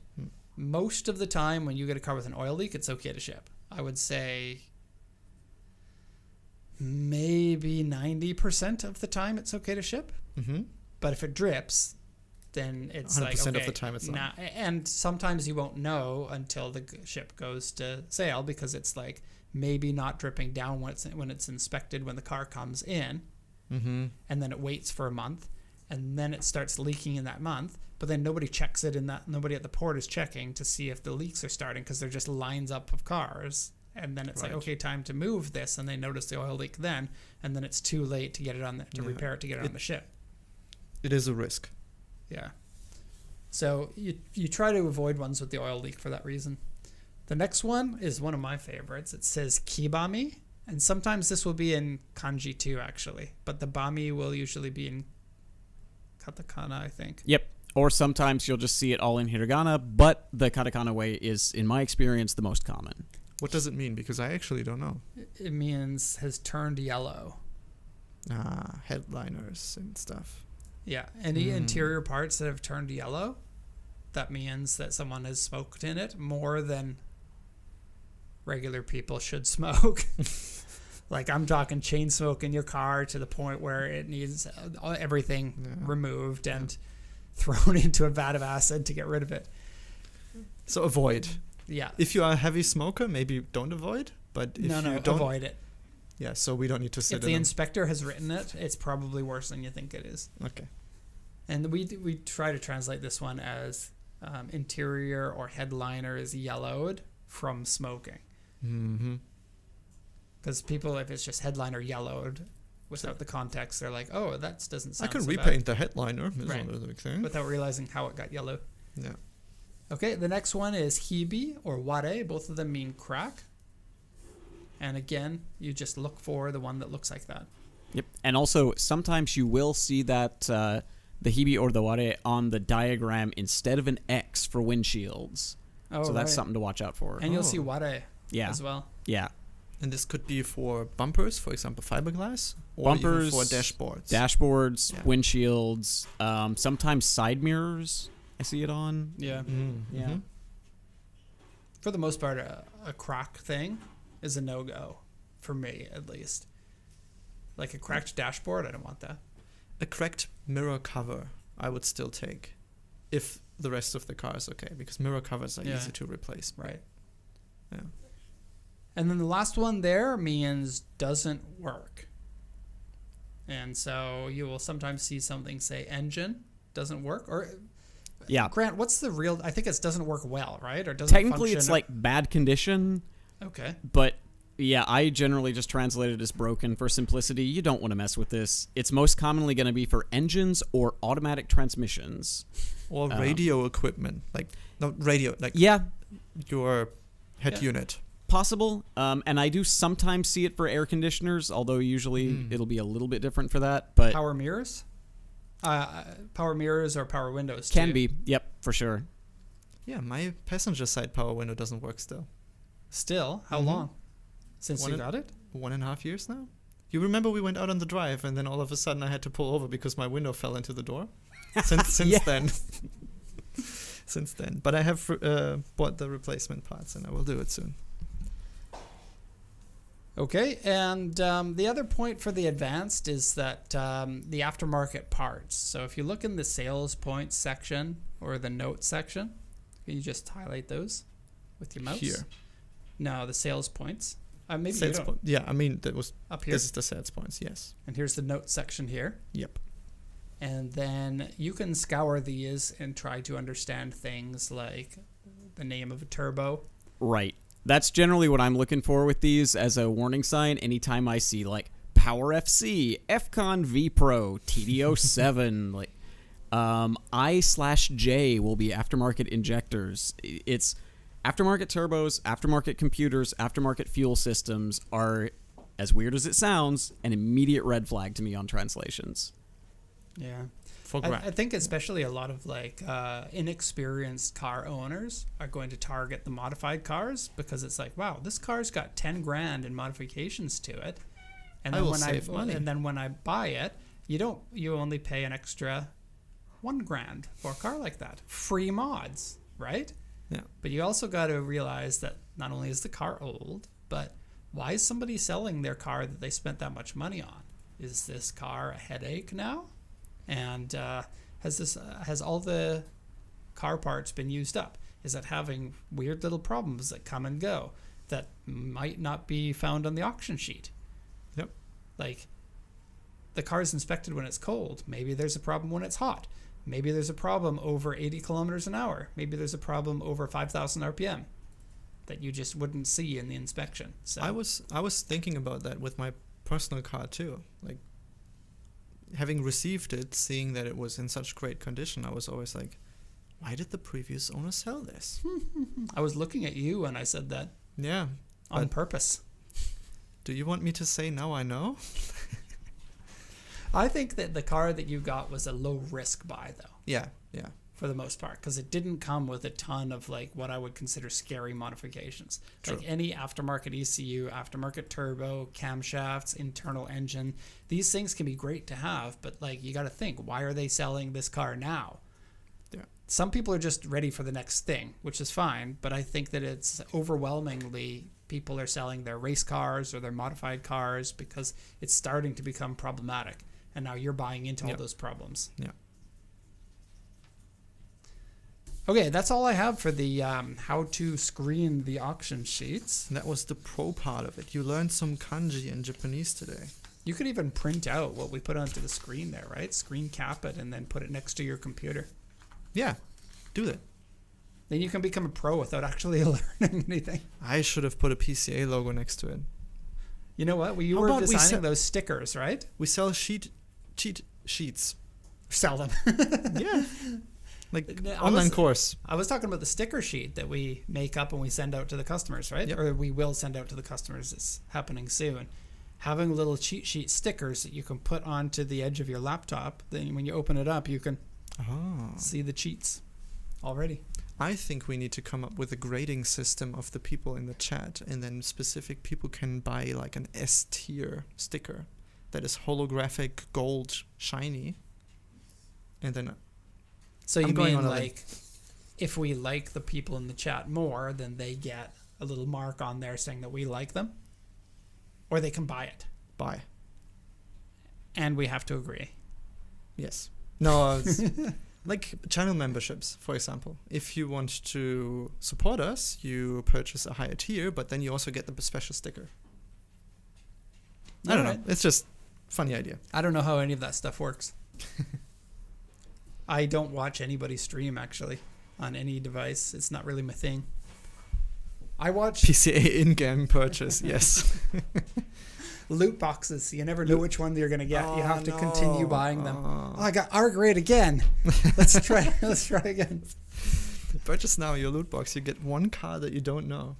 Okay, we got to talk about the car picks, and we picked 3 different Yeah. cars to look at. But Yes. before we get into that, I want to use this section as a little bit of a test to see if you guys were paying attention to the last sections. So what we'll do is we'll bring up the car, and then you look over the auction sheet. And as a group, I want chat to kind of come up with your understanding of what the sheet is, or something that you picked out of the sheet, considering what you learned.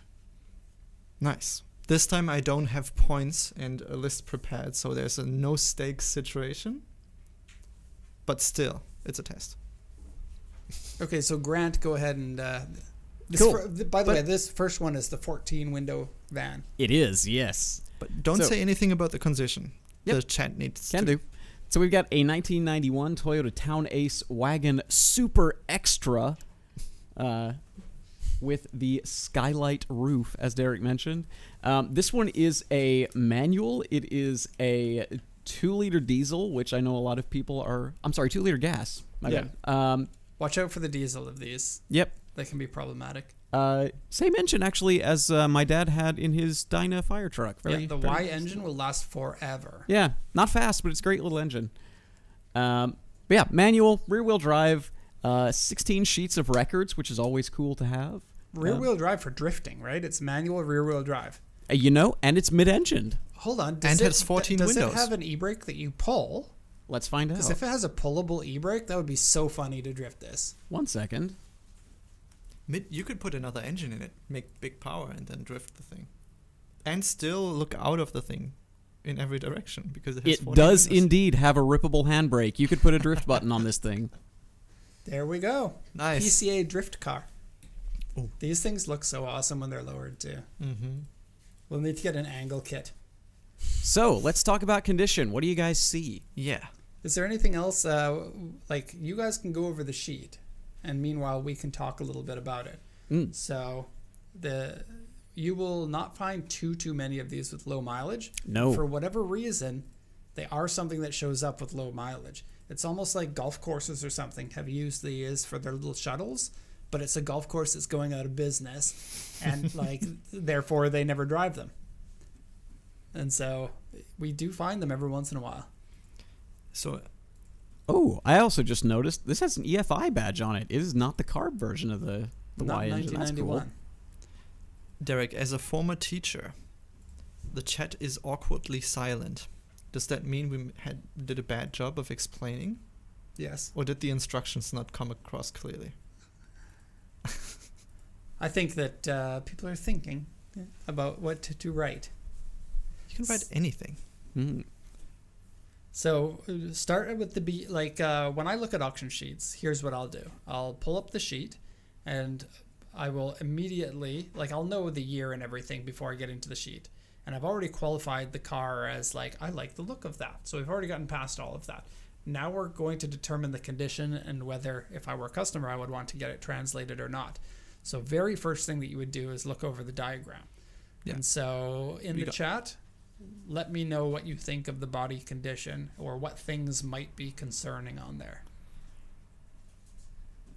Dan Pepin said, I see repainted sides, very big dent on the rear left, bad paint on the roof, So the cracked taillight, W2 is the repainted side.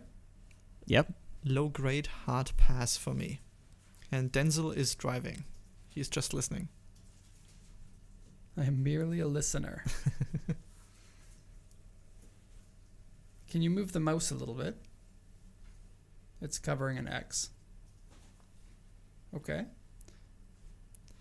Back left light needs replaced. Isn't that right? Yeah, thank you. Greg is trying to read the katakana in the notes. Mm. Perfect. I can zoom in a bit more here just for you. Show the sales points as well. Barely, but they're there. Okay. So one thing that comes to mind about the body is I usually like to know when the repaint was done. And so you can see the W2 on the left side. It's on the left front door, left rear fender. So the whole side has been sideswiped. Not sideswiped, but scraped against something and has been repainted. But it also has an A4, which is a big scratch. And so that means the A4 came after the repaint. So that repaint has been done probably some time ago. If there are no marks or no scratches on a repainted section, it was probably done recently because there hasn't been enough time for those scratches to accumulate. Yeah, that makes sense. That is a great point. And so older paint, like repainted paint, is usually good for only a short amount of time. I'd be very surprised if a repainted panel is still good after 10 years. But usually you're looking at 6 or 8 years for that. On mine, I have both rear quarter panels repainted, and recently the fade, the portion where it's faded into the rest of the paint, you can see the mark where it's Yeah, the blend line, right? blending. Yeah. Yeah. So Greg says P3 back panel repainted. That's true. And P3 is a very bad repaint because it's like P1 is a good repaint, P2 is average, P3 is bad. And I believe I'm right in saying this auction... paint damage. Yeah, this auction P3 is going to be paint fade or peel. Right. So in all the auctions, the P means paint damage, but the damage could come from repainted poorly as well. Yep. It's just how it is. So yeah, the roof and the back hatch have bad paint. We see a B4 and an A3 on the back bumper. To me, anything that's on side skirts or bumpers is a little bit less important than the rest of the car because they're easier to take off, paint, or repair than metal parts. And any damages that is on the back fenders is usually, to me, a little bit worse than anything that's on a front fender. Front fenders are much easier to replace if they need to be replaced than a back fender, or easier to repaint. Because a front fender you can take off and repaint, but a back fender on almost every car you can't. And As someone who owns a car with rear fender damage, I agree. did you do the rear fender damage? No, not this time. And so if you want to repaint it, you either have to blend the paint to the original paint, like Max's previous owner did. Yep. Which means eventually you're going to see it, because when the paint blends, you're going from thick repainted section to a not repainted section, and there will be an area where the paint is very, very thin there between the two of them. Yep. And as such, that thin area will over time become more visible that there's a line there between them. What does the W in WAC mean in the aircon section right here at the top? W means dual. Ah. Like the Japanese word for W is dabudu, which sounds like double. So because it sounds like double, it's constantly used in Japan. Yeah. You probably know this, right? Okay. Let's hurry up a bit. We have 25 minutes left. Yep. Okay, going into the more advanced section, you can see in the notes section, if you can read the katakana, it says engine something. That means engine makes strange sounds. Mm-hmm. So that to me is a pretty big risk that I would like. So this one has very low mileage, but engine sounds. If I really, really wanted a low mileage Town Ace, This is it. But Yeah. So probably my set. rationale I in might take the choosing risk, this one, for what but- it's worth, it's not in amazing condition, but I will say it's low mileage, it's got a lot of records, and also there's very minimal rust. These Town Aces and Light Aces do not survive rust well. So I would consider this one to be like a calculated risk if you wanted to go into a buy like this. can we see the picture of it too? yeah, I love that the fog lights are in the grill on these. that's pretty cool. They light up yellow too. They look awesome. And then all those roof pieces, the front ones and the middle ones all pop up from the center out. And they look really cool when they're open. Oh. No, that's from the outside to the center. So Yeah. like they go like this. And when you drive around like that, it looks so crazy.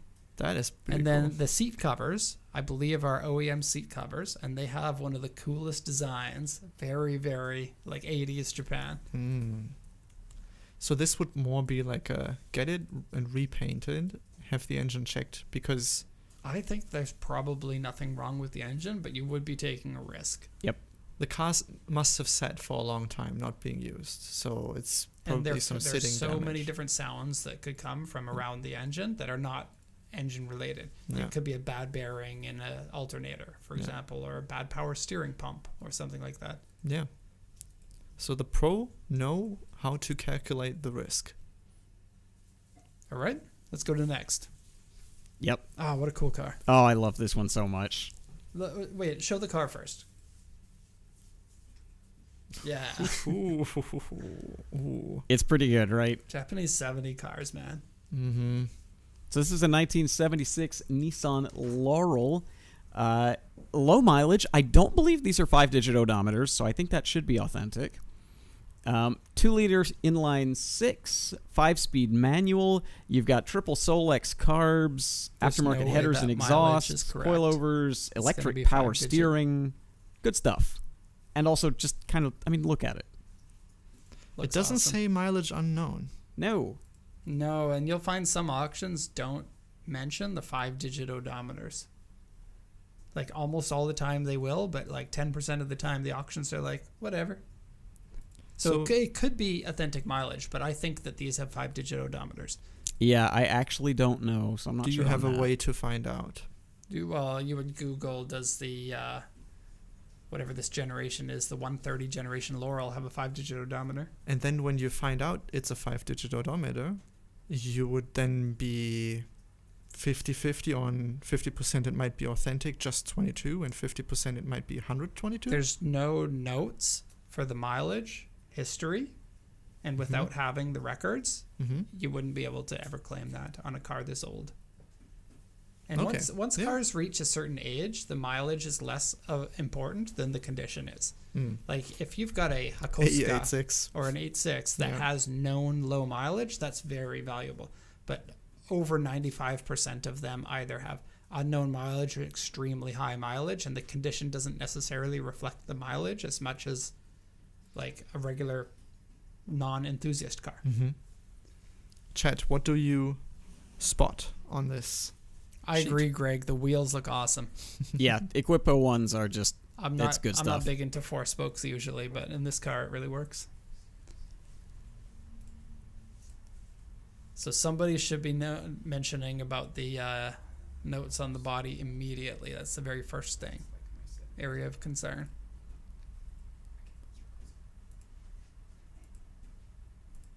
I think there's a delay from when Grego is seeing what we say. Grego's comments come in quite late, I wonder if everyone's comments are coming in late. but I have ultra low latency setting. Nice. Ultra low latency is still like how many seconds? 2 to 3 seconds. Okay. So as people are looking this over, I gotta say, like, this is a L series engine, an L20, which would have been the original engine that came in this. A lot of people have swapped the engines of these to the L28 true. because more power and Mhm. more of them, really, that are still around. But this person tuned the 2-liter, and we were looking at the power of these, and they probably had 150 in horsepower stock from a carbureted single carb. They've moved over to an aftermarket Solex, which means 3 carbs, and you'll get a decent amount more power because of that. Now, So that is what here says Solex. yeah, with aftermarket Tachometer? intake and aftermarket. No, that's Taco? Takoashi. What does Takoashi mean? Octopus legs. Headers. Yeah, long tube headers. Okay. I was thinking it was tachometer. No. And so with the exhaust and the intake, we're probably looking at 150 horsepower. It might be a little bit more than that. And in an 1150 kilogram car, that should be pretty decent and pretty fun. With Yeah. a manual. Yeah. And lots of vroom, vroom Yes. from the carbs.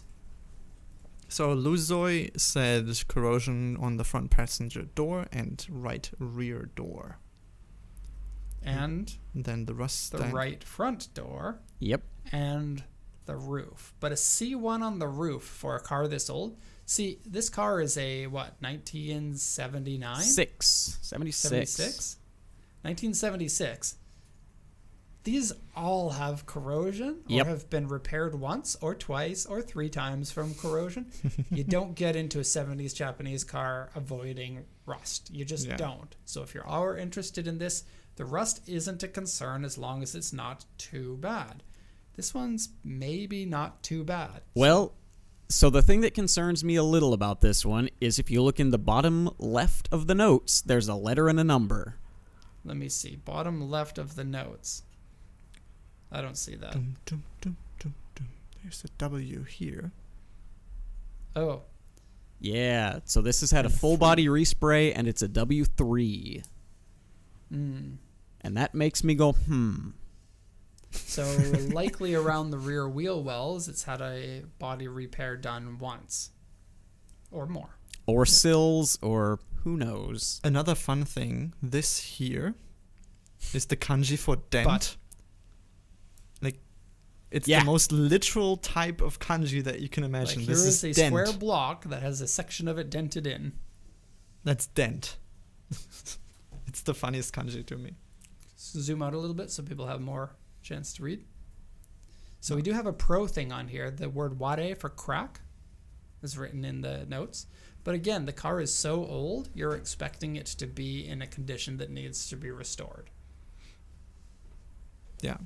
The car currently has corrosion on it, and even if it has been repaired from corrosion at one point, it has had plenty of time for it to fall apart.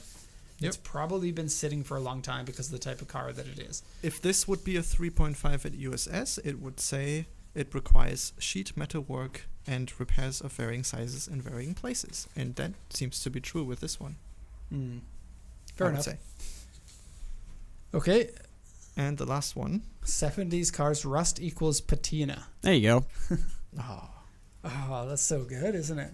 Oddly modern steering wheel in it though. Yeah, it doesn't work for me. Yeah. Hey, for me, neither. Oh, the seats are good too. The the triple bench defi seat in the gauges are back? also pretty sweet. Oh, is that how it curls around like that? Man, Yeah. Nissan made some great cars in the 70s and 80s. It does look quite nice. Can you see the rust on the door in the picture? Probably not. Yeah. Yep, that was. What a great body shape. Mm-hmm. Like for a four-door, it almost looks as like you would consider this a hard top, right? Yeah. Hot top? Of course, it's not a convertible. Hard top is in a body style. So hard top technically is a four-door, but it's pillarless. So it doesn't have a B pillar. Oh, it doesn't have a B pillar? But this one does, but Ah. the body shape is very similar. It's more like a coupe than a typical sedan. Okay, last one for you to look at. Ooh. Okay, once the picture, just once. What a weird looking car. Sheet. I think Grant is bidding at the moment. But, Sorry, I'll be back with you guys in a second. Entertain yourselves looking at that sheet. yes, let us know what you spot on this sheet. Okay, I've looked over the sheet and I've got my opinion on it. This is the speed of the Pro, by the way. Now you go to the next car and screen the next car. And Yeah. you purchase a lot of cars. It's also like, I would consider myself even higher than the pro level. Because I mean, Is there something... I'm probably in the top like 0.00001% of best auction sheet screeners in the world. You might be the person who have placed the most amount of auction sheets on car windshields in the world.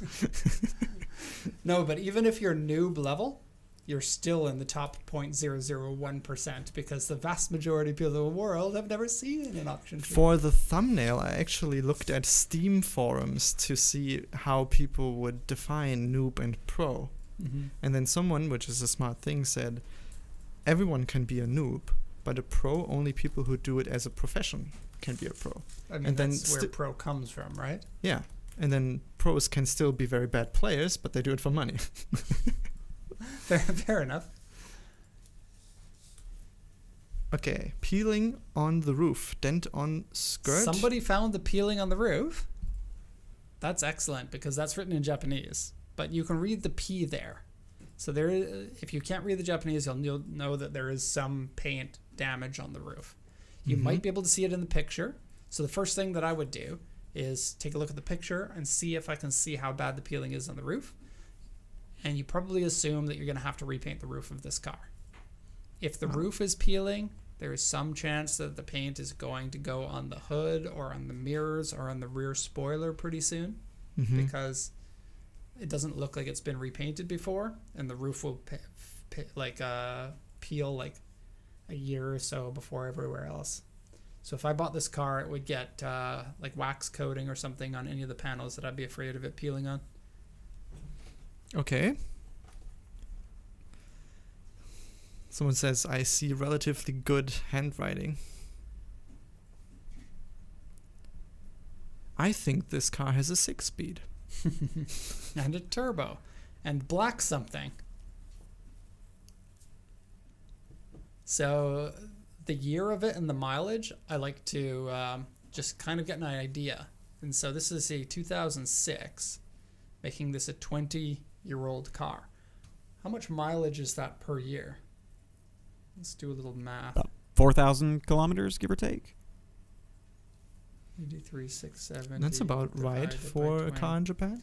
4,183. The average in Japan is like 6,500, so this is 2/3 of the average, and I'd consider that to be fairly low mileage. But it's also a specialty car, so someone's probably not doing family trips to Osaka with it. Some people do. Some people do. People who have specialty cars go out driving for fun. Sorry. Yeah. And in Japan, a lot of people don't drive to work. Right?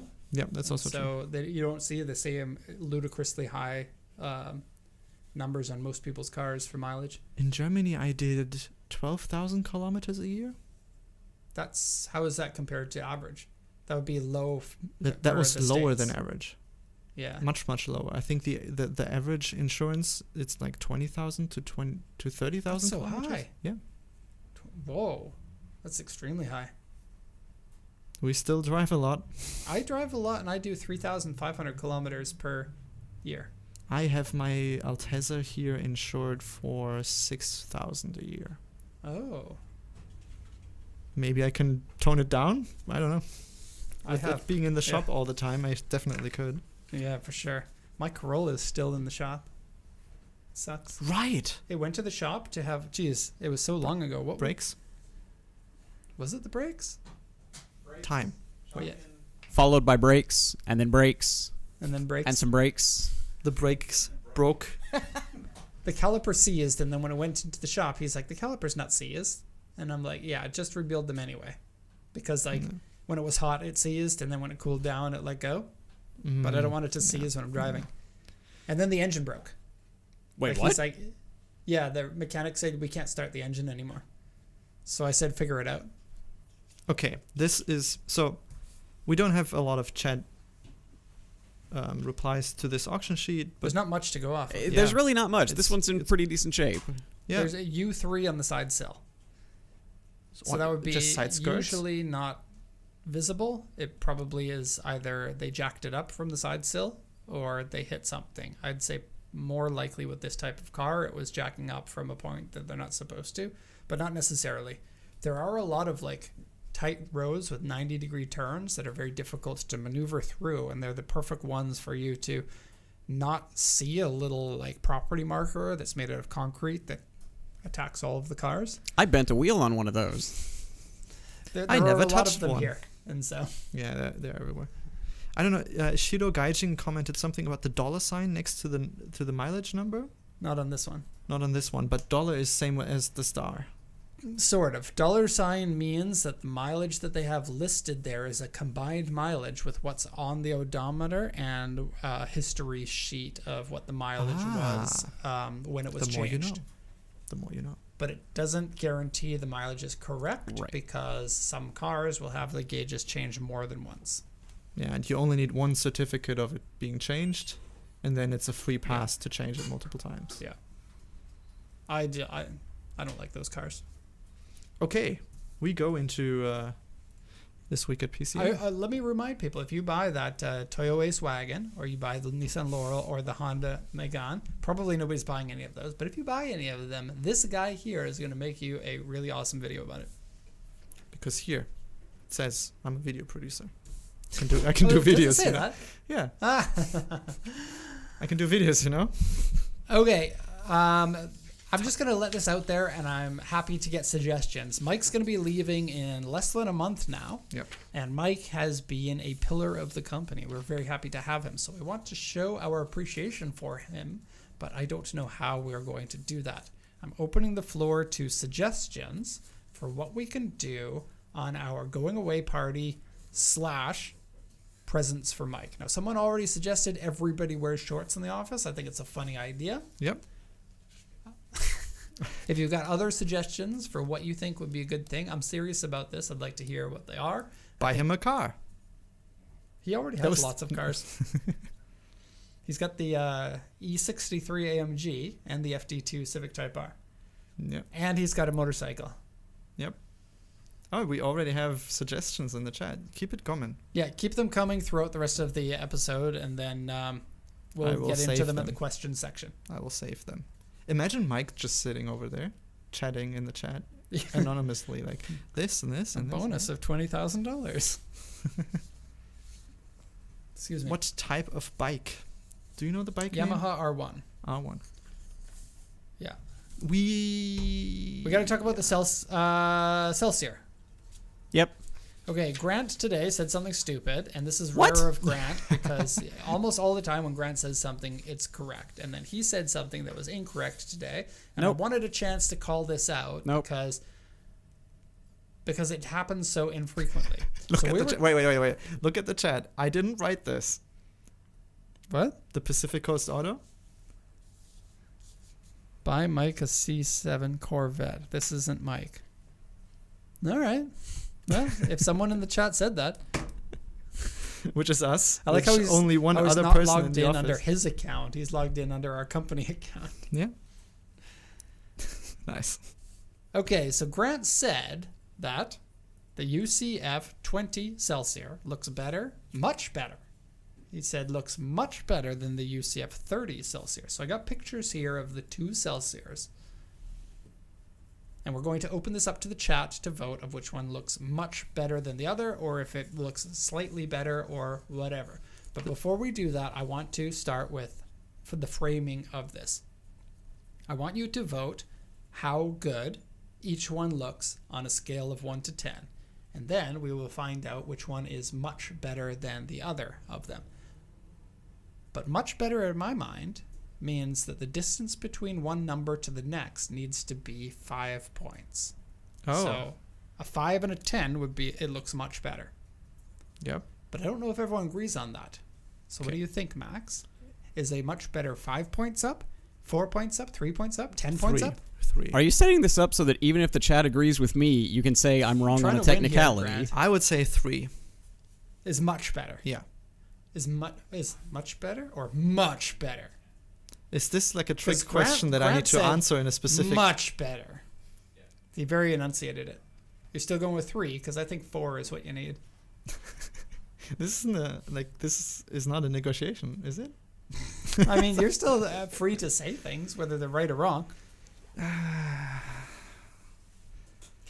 I think if you have the Fiat multiplier on that list as a 1, and then a Fit is a 4 overall. Excuse you? Just as an example, or a Twingo. A Twingo is a 4. Okay. The Twingo still looks much better than the multiplier. Much. Okay, better. fair enough. I agreed with Grant that the 20 series, I like the looks of better than the 30 series. But I wouldn't say much better. I think it's a subtle difference, and I've never considered either of them to be an ugly car. So Grant, let me know the reasons why you think that the 20 is better than the 30. I think the 20 is a very handsome car. It has very classic lines. Correct. It's not sporty, and that's Correct. okay. Correct? But the 30 to me looks like you took a 2002 Corolla and squished it and stretched it. So it's about the softer lines. It's blobby and forgettable and much more of an NPC car looking, I feel like. Ooh, that's sharp. I don't hate the 30, but the 20 just grabs me much better. I think it is a much better looking car. I don't think the 30 is a bad car. The engine's fantastic. By all accounts that I've ever heard, they It's drive about the phenomenally looks. well. The looks. But for I looks, couldn't the find a 20 good- absolutely grabs it for me. Same. I would say the 20 would be an 8 out of 10. And the 30, 3? Wow, that big of a difference. Yeah. I totally agree with Grant. It's a completely forgettable thing. Okay, I could have been setting myself up for failure here. I tried to get a Celsior picture for both of them, but I couldn't find, like, I wanted to get them proportionately the same so you can compare them, and I couldn't find any that they looked similar, so I got a Lexus instead.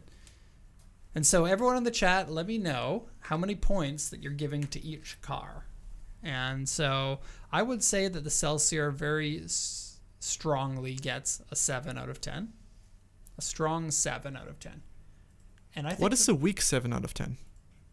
Like if you're not so sure that it's a 7. Okay.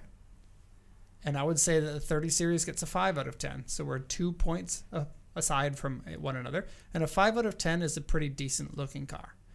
I think that I've long liked my cars to be like a 3-box design. So you have your hood box, the cabin box, and then the trunk box instead of a hatchback.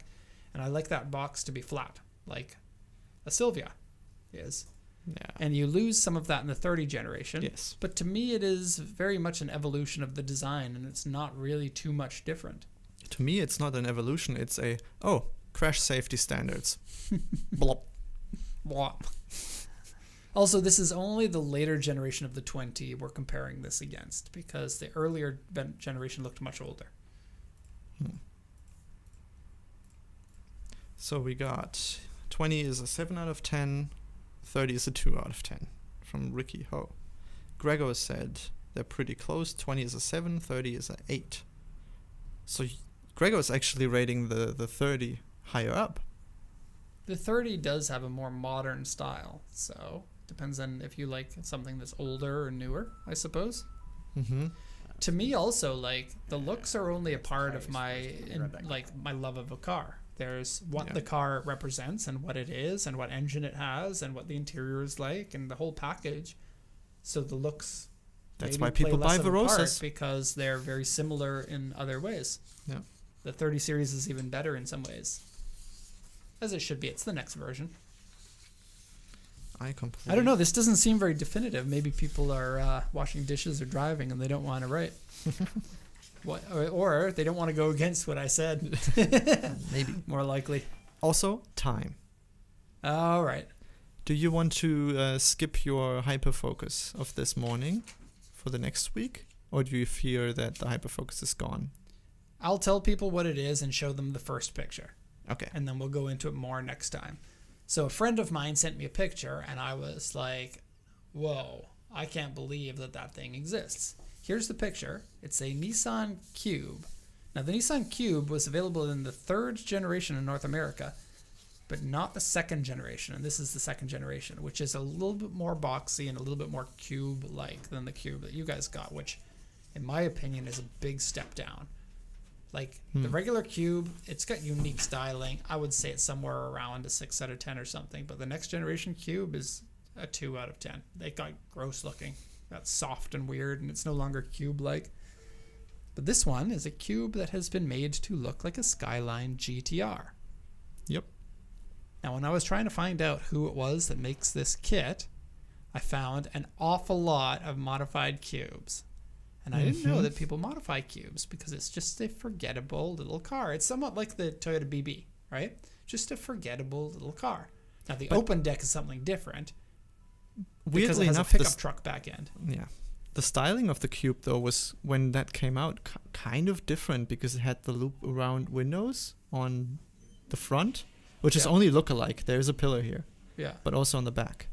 And the back is glass to glass, so there's no visible pillar.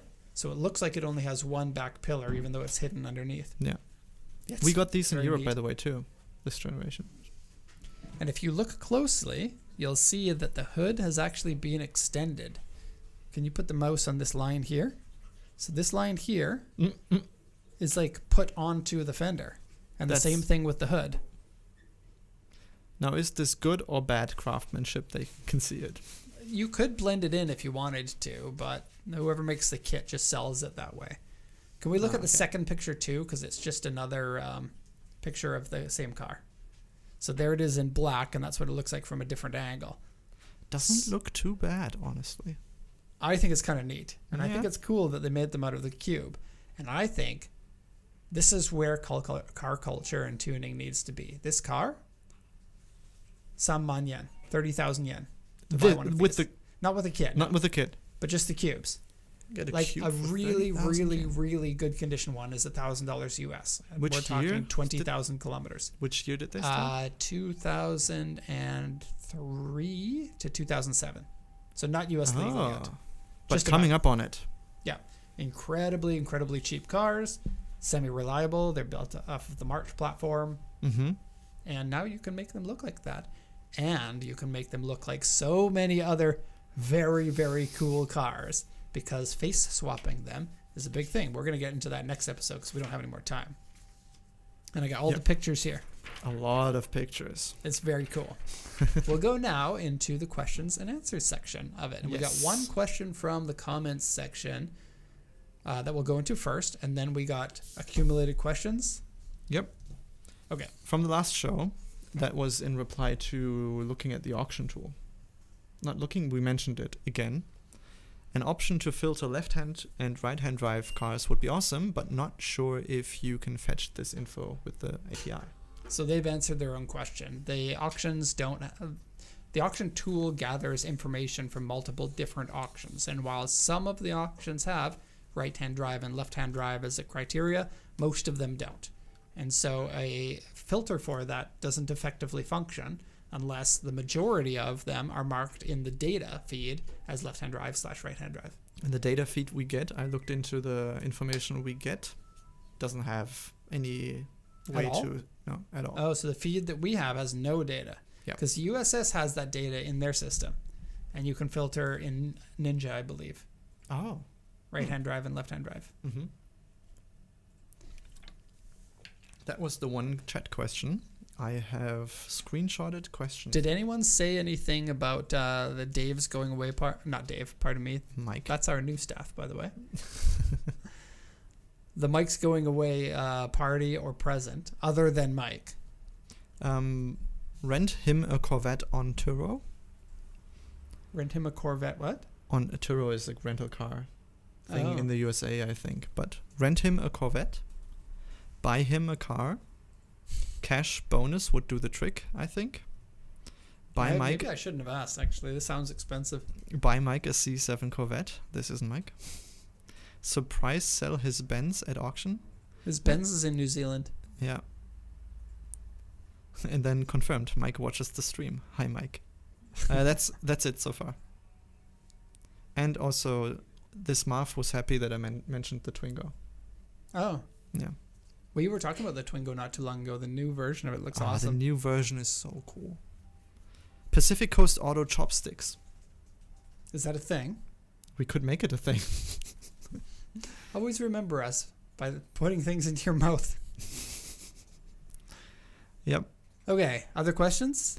Okay, other questions from today. I have screenshotted them. Is it hard to get a Japanese Carfax? Carfax is a company that doesn't exist in Japan. And there isn't an equivalent here. Okay. You could go to the registration office and get a detailed history of the car, but it's nothing like a Carfax. For one, accidents and high cost repairs are not included in it.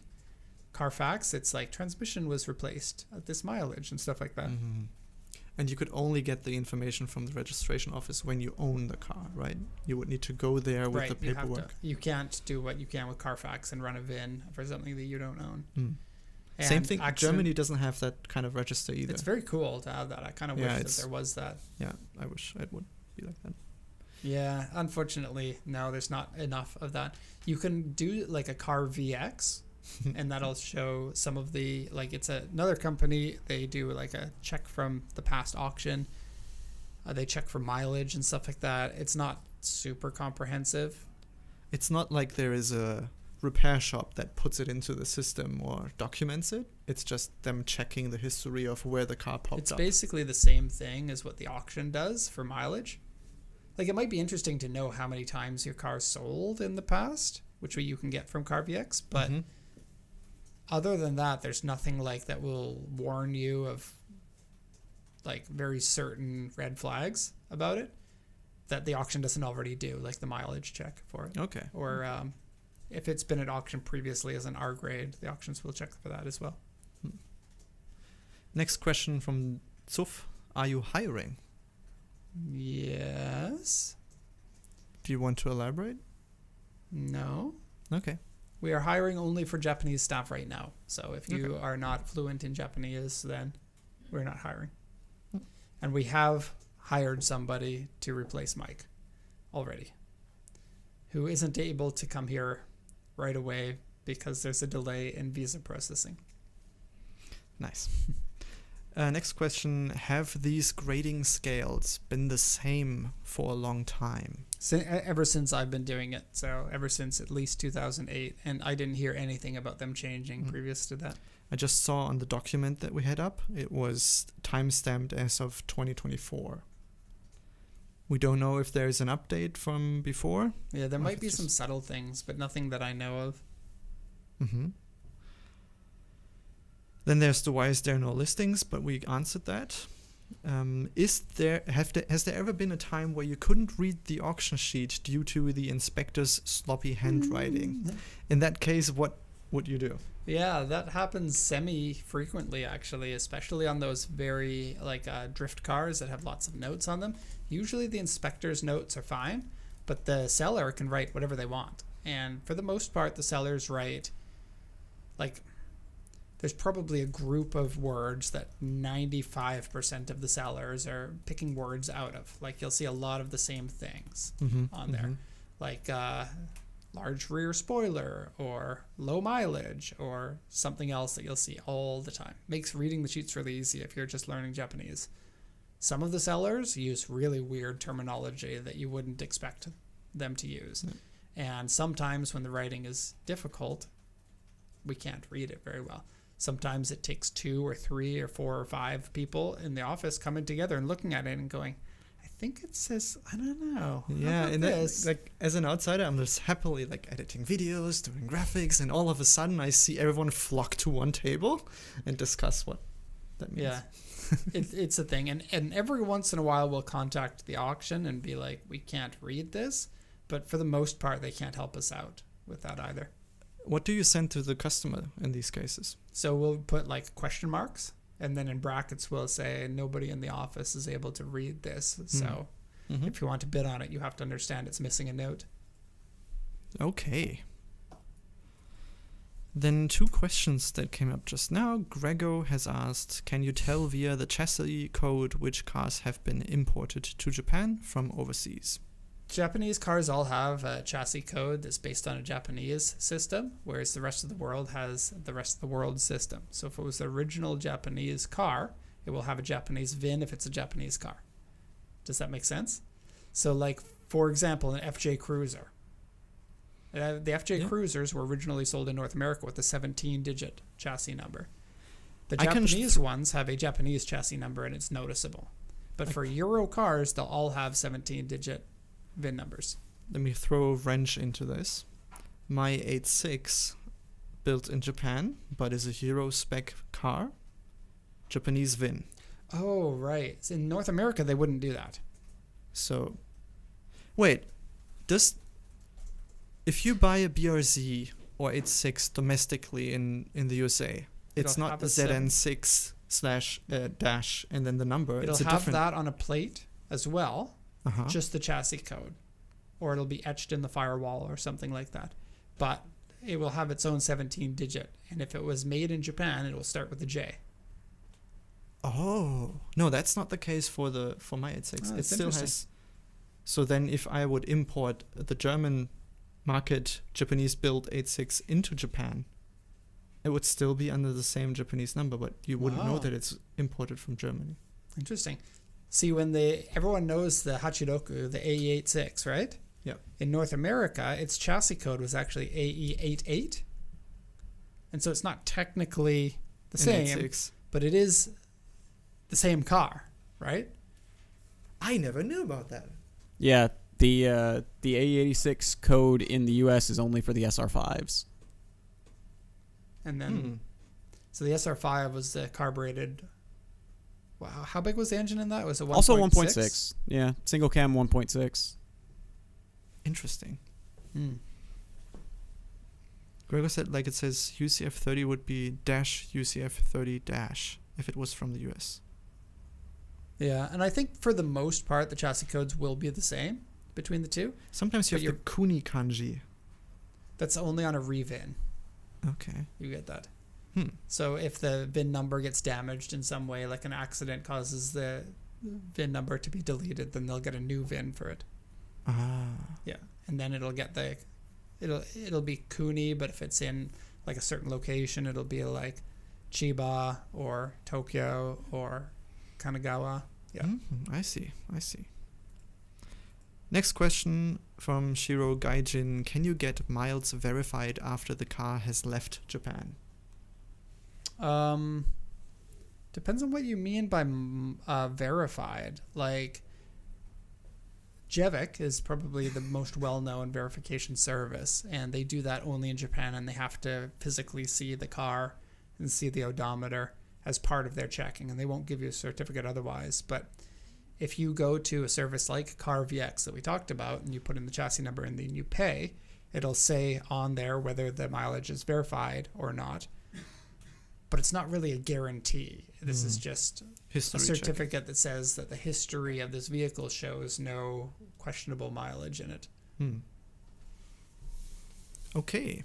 These were all the questions from previous show and the chat. Now the question is, someone wants to fire another last question before we go? I think I'm ready to go. We're at now 2 hours and 15 minutes here. Okay, no more questions. So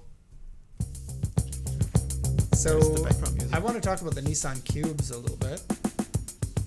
You got So- 30 seconds, maybe even less. There were a bunch of pickup truck versions of the Nissan Cubes, and oh my god, they look cool. Dare I say, Don't- maybe even cooler than the BB Open Deck. So don't get the idea to get a Cube van as a replacement for the BB Open Deck. No. The BB Open Deck is much cooler, and as much as I love Nissans, they're still Nissans. Well, goodbye. So long, cause we really gotta go. See you next week on the Cool JDM Show. But Abs, What up? I got so much on my plate. Man, relax. Let me demonstrate. Put your headphones on and start multitasking. Listen to the show while running some laps. Then stretching your calves. Then go have a bath. Then let the cat out. Then let the cat back in. Then let it back out again. Then let Yeah, it... we can move on from the cat thing, Abs. I get it. Oh, really? Then get this, Mr. Smartass. You can also listen while attending an art class. Damn, Abs, you did it again. Yeah. Just don't forget to tell a friend. The Cool JDM Show, the coolest around. Tell your mom, tell your dad, tell the whole damn town. Tell the doctor, tell the nurse, tell the secretary, tell the librarian in the library. Tell the cop trying to give you a speeding ticket. Officer, the Cool JDM Show, don't miss To it. which you'll reply, you're free to go, cause that podcast is so unbelievable. Hell yeah, I'm gonna tell everyone that I know To tune in to the Cool JDM Show.